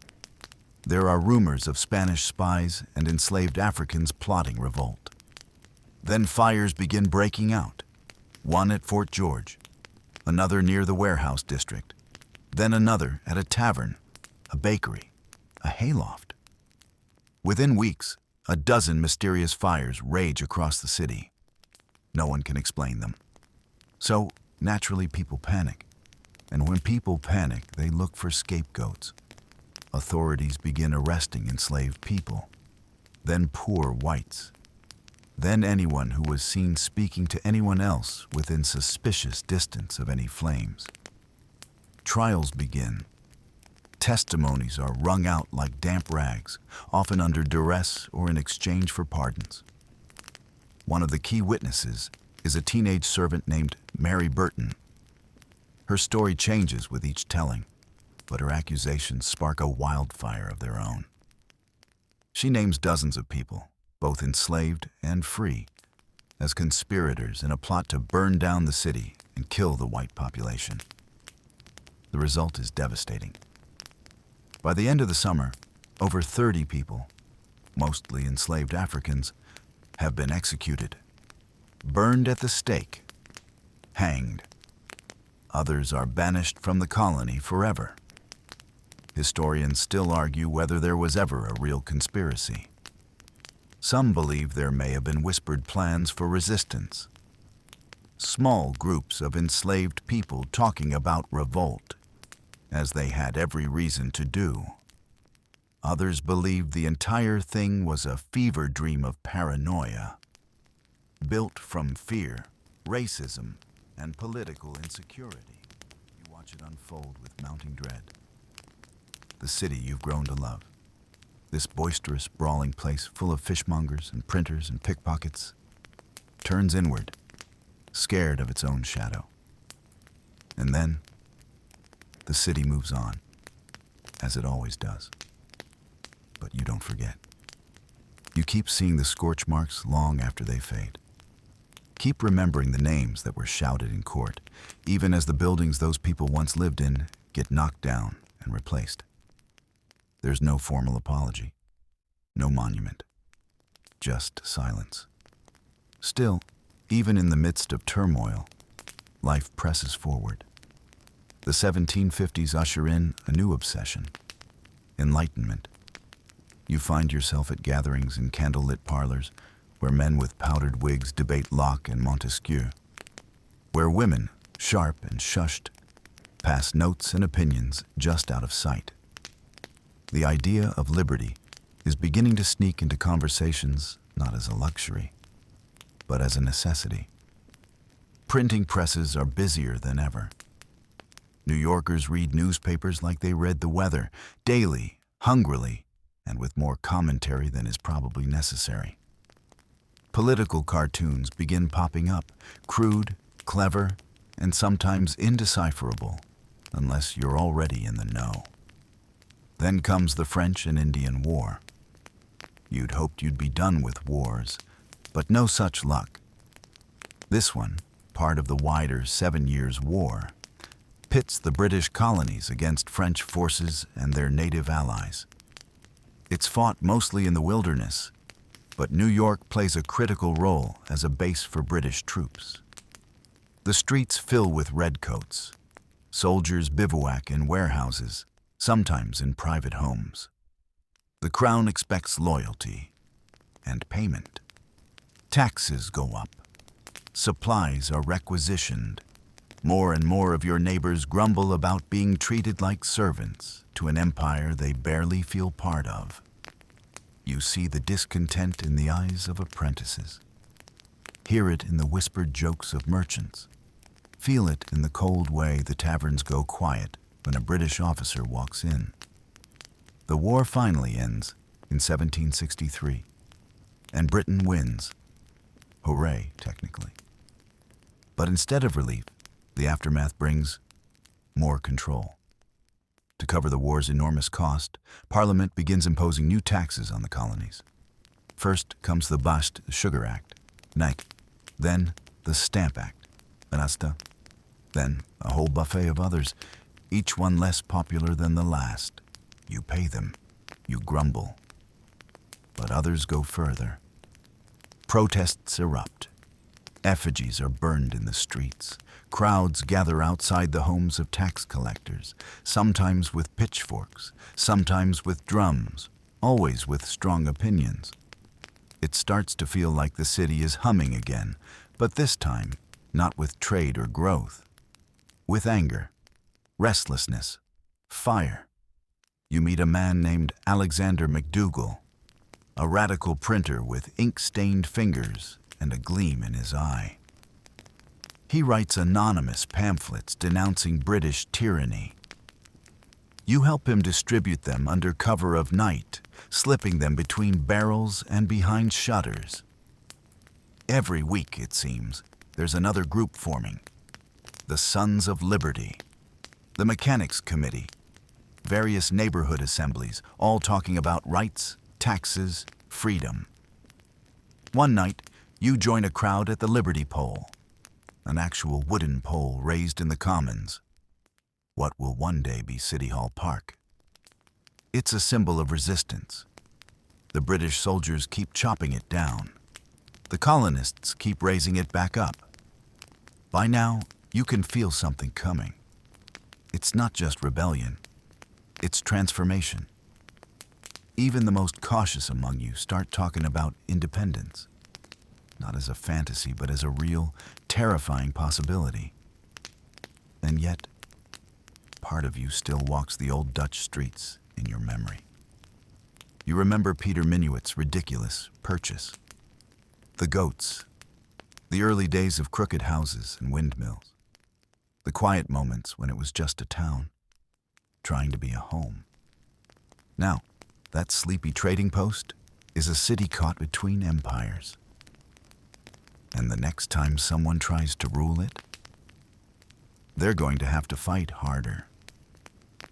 Because New York is done playing quiet. By now, you don't just walk the streets of New York. You feel fused with them.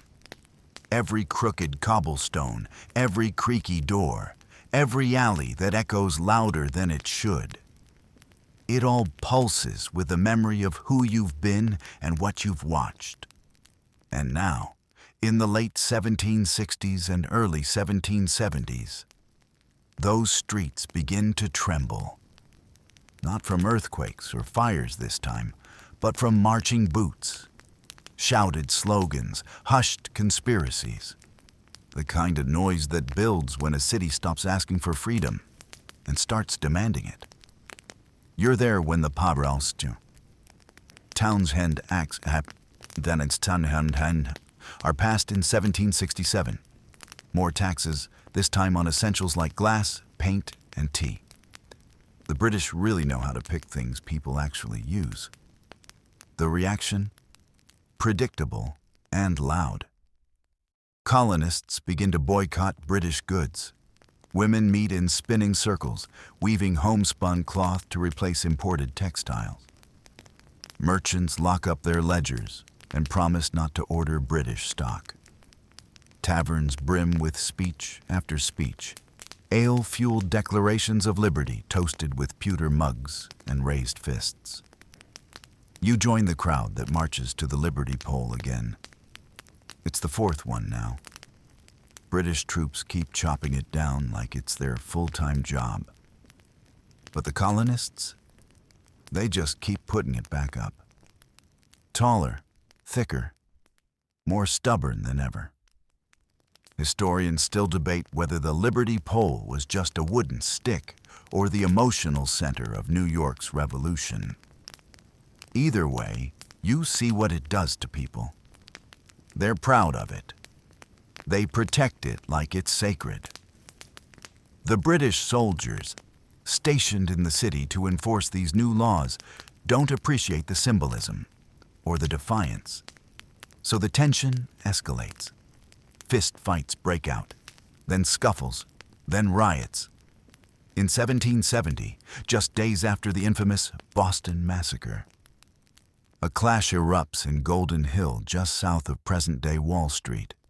You're in the thick of it. Local workers, rope makers and shipwrights, confront British soldiers.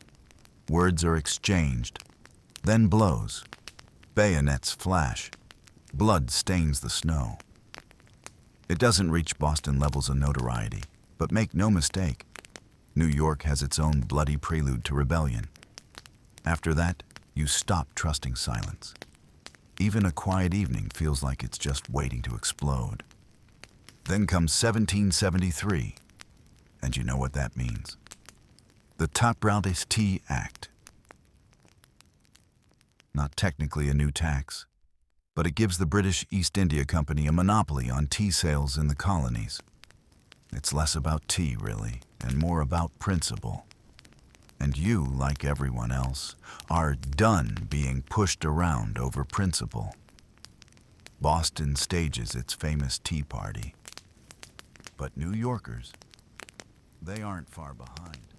You're there on December 16th, 1773, the same day tea splashes into Boston Harbor, when a crowd gathers at the harbor here too, armed with torches, slogans, and something sharper, intent. They surround the ship, Nancy, loaded with British tea. The captain gets the message fast. He doesn't even try to unload. Instead, he sails away into the icy darkness, probably wondering what kind of colony sends angry mobs to inspect shipping manifests. In the streets afterward, people celebrate with cider and rebellious dancing. Even the old Dutch ghosts in the walls seem to give a nod of approval. And then it happens. 1775. The year the powder keg finally bursts. In April, shots ring out in Lexington and Concord. Not in New York, but close enough that the air seems to shiver. The war has begun. You hold your breath. In June, George Washington marches through New York with Continental troops. The city isn't quite sure what to do. Some residents cheer, others hide. Some open their shops like nothing's changed at all. It has, of course. You can feel it every time you walk past Fort George, now stripped of royal arms. Every time you hear "God Save the King," replaced with "Yankee Doodle." Every time a neighbor suddenly disappears to join a militia. The city divides.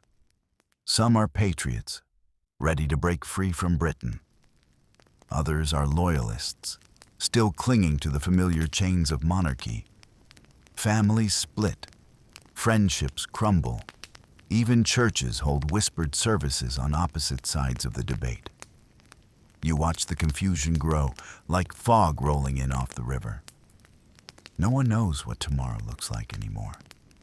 And that uncertainty, it tastes like metal and fear.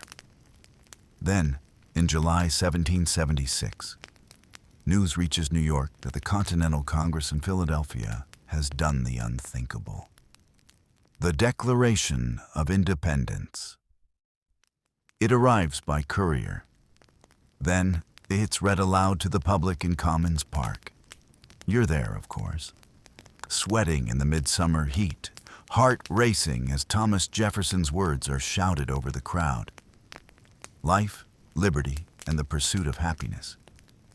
It doesn't matter that it wasn't written here. For a moment, all of New York seems to exhale and inhale at once. It's exhilarating. It's terrifying.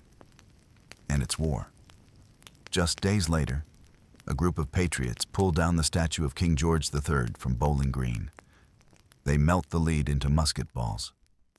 That's not metaphor. That's literal transformation. From idol to ammunition, you don't know whether to laugh or cry. But there's no time to do either. Because in August 1776, the British return. And this time, they come heavy. Over 30,000 troops land on Staten Island. Redcoats, Hessian mercenaries, artillery, horses, warships bristling in the harbor like teeth.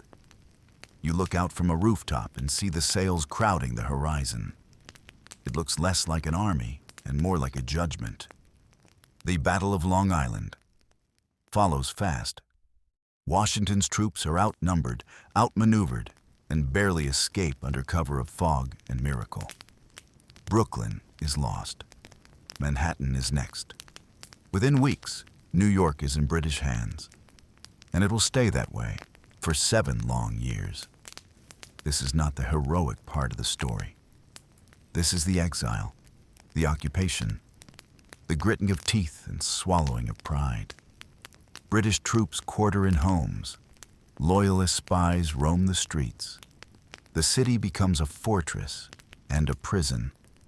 Thousands of captured patriots are stuffed into ships anchored in the harbor. Conditions are hellish, disease rampant, the death toll staggering. You pass the harbor and hear the coughs echoing off the water. You stop walking for a moment and wonder, is this what liberty costs? But there's still resistance. Tiny, sharp, hidden. A network of spies called the Culper Ring operates out of Long Island and Manhattan. They send messages in invisible ink, drop letters in dead drops. You overhear strange phrases in bakeries, see marks carved into fences that weren't there the day before. You even help once, carrying a rolled-up message hidden inside a candle. You feel like a character in a spy novel that hasn't been written yet. And all the while, across battlefields and councils and secret meetings, the war trudges on. Then finally, 1783, Tokyo, after Yorktown, after treaties, after years of loss, grit, and the sheer refusal to give up. The British evacuate New York. You stand in the crowd at Bowling Green again, not to tear down a statue this time, but to watch as the last redcoats march down Broadway and board their ships. General George Washington rides in, tall and somber. People cheer, some cry. You do both. New York is free, battered, burned, divided, but free. You breathe the air like it's new, because in some ways, it is. There's no king, no governor in velvet, no orders from across the sea. Now, there's only us. And what comes next, freedom, as it turns out, is not the end of the story. It's just the start of a much messier, far more interesting one. You wake up in the newly minted United States of America. But there's no grand celebration, no neat ribbon-cutting ceremony for a fresh republic. Instead, New York limps into independence, scarred by war, burdened by debt, and full of questions no one quite knows how to answer yet. Still, you look around and realize it's a blank slate. The old British garrison buildings, emptied. The Royal Arms over City Hall, taken down. The city has shed one skin, and it's starting to grow another. One of the first big decisions? Making New York the first capital of the United States. Yep, before Washington, D.C., there was New York City, briefly but gloriously at the center of American power. You watch as Congress sets up shop in Federal Hall, right on Wall Street. The air buzzes with ambition. Diplomats, politicians, and philosophers swarm the city.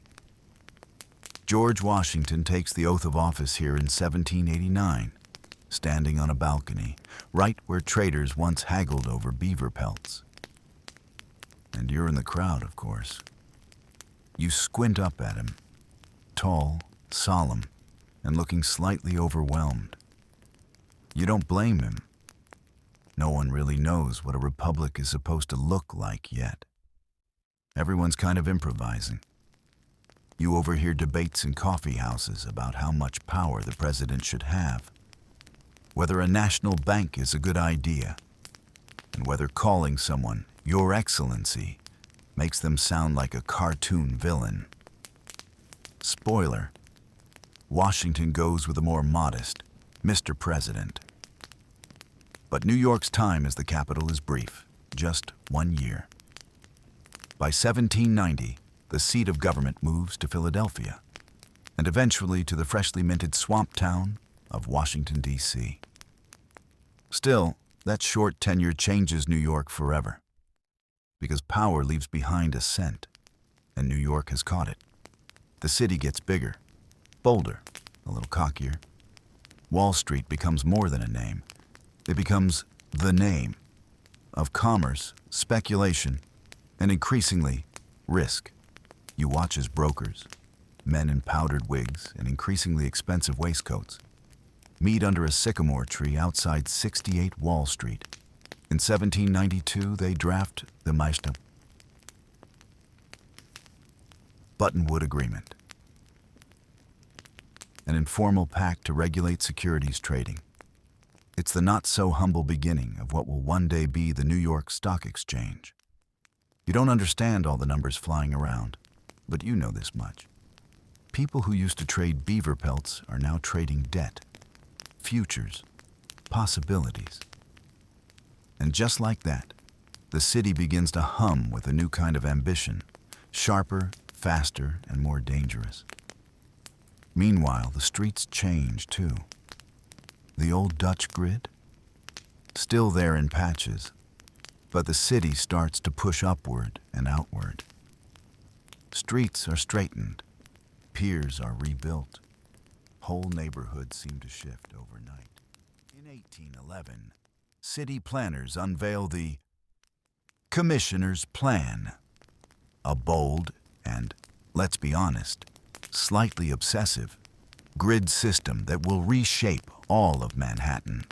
It maps out 12 avenues and 155 cross streets, covering farmland and hills that haven't even been developed yet.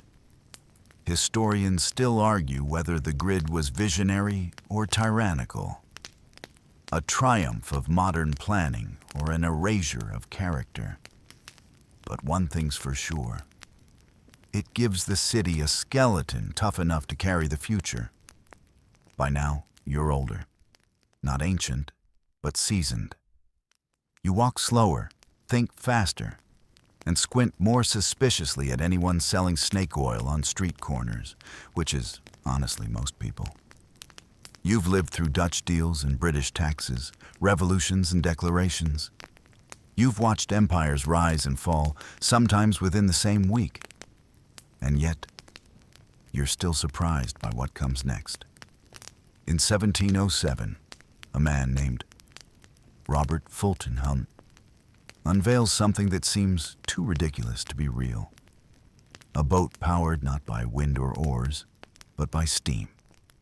You hear the engine before you see it, chuffing and clanking like a mechanical beast, smoke pouring out like it's about to cough up a lung. It looks like it's about to explode. It also looks like the future. They call it the Claremont. And it changes everything. Now, people and goods can travel upriver faster, more reliably, without waiting for the wind to behave. It's the start of the steam revolution. Soon, steamboats are chugging up and down the Hudson, tying New York tighter to the rest of the state and beyond. You realize this city isn't just a port anymore. It's a hub, a nucleus, a nerve center. And still, it grows. Immigrants pour in. Germans fleeing war, Irish fleeing famine, Italians chasing dreams. They arrive at the docks, blinking into the sunlight, dragging bags and babies, and hopes so heavy they leave footprints behind them. You see them settle in neighborhoods that change names and languages faster than maps can keep up. The city becomes a patchwork of tenements and temples, boarding houses and beer halls. One evening, You sit on a stoop in the Lower East Side, listening to 3 languages being spoken at once, none of them English. And yet, everyone understands each other. Somehow. This is when it hits you. New York isn't just a city anymore. It's an idea. It's messy and loud and half-finished. But it's alive in a way few places are. A place where anything feels possible, and where absolutely nothing is guaranteed. Remember Peter Minuit? That guy with the beads and the questionable land deal? He couldn't have imagined this. He wouldn't recognize it. But you do. Because you've walked every step of its crooked journey, through fear and fire, revolt and rebirth, backroom deals and thunderous applause. And the best part? The story's still not over. And now, with the city on the cusp of becoming not just a local marvel, but a global force, you find yourself standing in the middle of a thunderous transformation. It's not just ships docking and bricks stacking. It's the thrum of energy beneath your feet. A pulse. A push forward. Always forward. By the early 19th century, New York has become the busiest port in the United States. And then someone has the absolutely audacious idea to make it even bigger by digging a water highway across the entire state. Enter the Raste, the Erie Canal. You probably laughed when you first heard the idea. A canal, from Albany to Buffalo, through forests, swamps, and what you were pretty sure were at least 3 haunted bogs? But in 1825, after 8 grueling years of blasting, hauling, and digging, often by hand, it opens. A shimmering ribbon of commerce from Lake Erie to the Hudson River. And suddenly, goods can move from the interior of the continent straight to New York Harbor. You watch barges loaded with grain, timber, and cattle float into Manhattan, while ships loaded with textiles and tools head out. It's not just trade, it's circulation. Like blood to a heart. Historians still argue whether the Erie Canal was the most important engineering feat in early America or just a lucky guess that paid off. Either way, the city triples in size, then quadruples. Immigrants arrive by the tens of thousands, pouring through a city that can barely keep up. The streets become rivers of noise, vendors shouting, horses clopping, bells ringing, children chasing one another through puddles of coal dust. You move to a 5 Points, a neighborhood infamous even in its own time. Packed tenements, bare-knuckle boxing matches, a melting pot that simmers, sometimes boils. Irish, Black, Italian, Jewish, Chinese. It's loud, dangerous, and unforgettable. You meet a guy named Mose the Fireboy, a folklore hero with fists like anvils and boots said to be made from melted lampposts. He might not be real, but in 5 Points, that hardly matters. You survive fires, riots, even a cholera epidemic where people drop in the streets like stones. You volunteer with a group handing out vinegar-soaked rags to stave off infection, not because it works, but because it feels like doing something. And through it all, New York builds higher. The Yavrin Croton Aqueduct is constructed in 1842, bringing fresh water into a city that's been drinking from the same wells since Dutch times. You remember when fires used to rage unchecked through wooden houses. Now there are fire hydrants, pressure, pipes, control. At night, you sit near City Hall Park, listening to the fountains gurgle and watching kids splash each other with the clean, clear water. You think, we've come a long way from trading beads for land. But the city's expansion brings conflict too. In 1863, the draft riots explode. You hear the angry chants long before you see the smoke.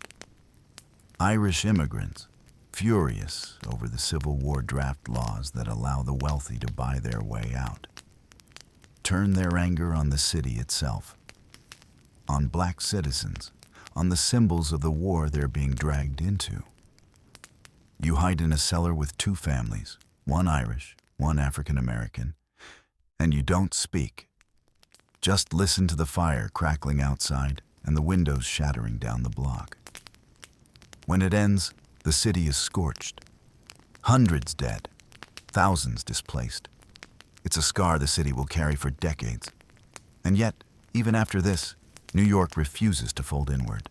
It expands, rebuilds, reinvents. The skyline begins to rise, not slowly, but like a sprint. In 1883, the Brooklyn Bridge opens, and for the first time, you can walk from Manhattan to Brooklyn suspended above the East River like a god on a steel web. You do it the very first day. You pass horse-drawn carriages, dapper men with top hats, and wide-eyed kids pointing at the city like it's a storybook come to life. One old woman clutches her Bible the entire way across, just in case. You don't blame her. It is kind of miraculous. And then, just as the city starts reaching the sky, a ship appears. It glides into the harbor in 1885, carrying something massive and copper and kind of weird-looking in pieces. People crowd the docks. You find a spot on a warehouse rooftop to watch as they begin assembling her, limb by limb, bolt by bolt. You do it the very first day. You pass horse-drawn carriages, dapper men with top hats, and wide-eyed kids pointing at the city like it's a storybook come to life. One old woman clutches her Bible the entire way across, just in case. You don't blame her. It is kind of miraculous. And then, just as the city starts reaching the sky, a ship appears. It glides into the harbor in 1885, carrying something massive and copper and kind of weird-looking in pieces. People crowd the docks. You find a spot on a warehouse rooftop to watch as they begin assembling her, limb by limb, bolt by bolt. The McStatue of Liberty. By the time she's fully upright, crown gleaming, torch raised, you're speechless. Everyone is. She doesn't look real. She looks like a dream, a promise. And when she's dedicated in 1886, you stand in the harbor, craning your neck as President Grover Cleveland calls her a gift of friendship from France. But you know she's more than that.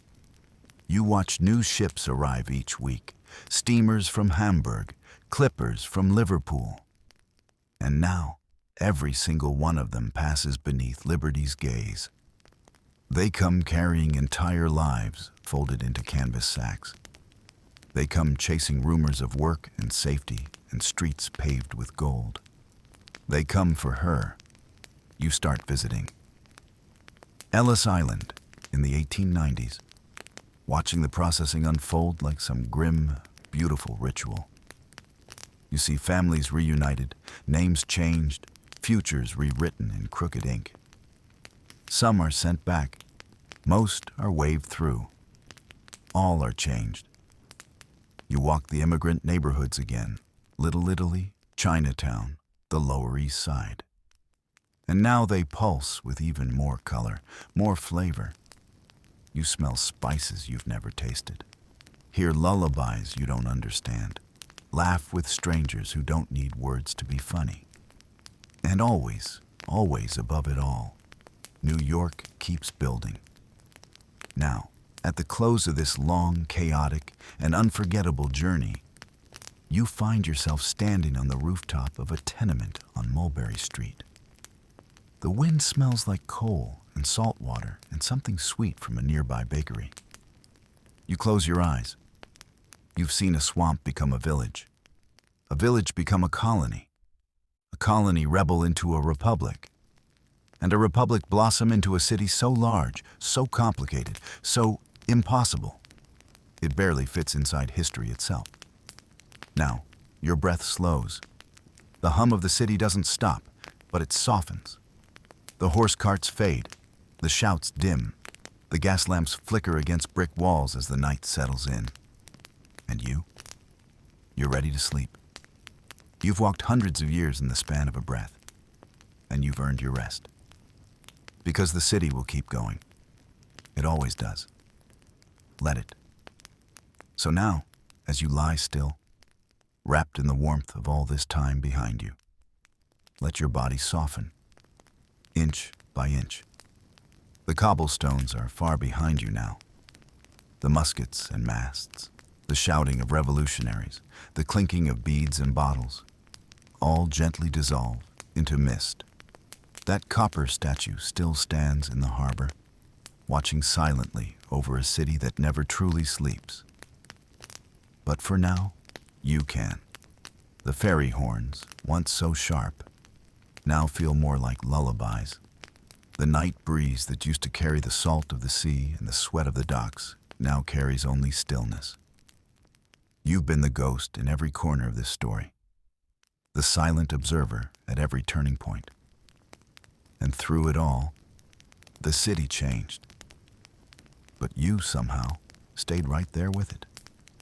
And now finally, it's time to drift. No need to remember every street name. No need to untangle every war, every deal, every dream. You've walked enough history for one night. Let your breathing deepen. Let the lights go dim, one by one, like street lamps being extinguished after curfew. And if you listen carefully, maybe you'll hear it. That quiet whisper of waves lapping against old wooden docks, the creak of a distant ship's mast, or the soft rustle of parchment under candlelight. You're safe. You're still. You're home. And somewhere, far off in the night, New York continues becoming itself, all over again. Good night, traveler. Sleep well.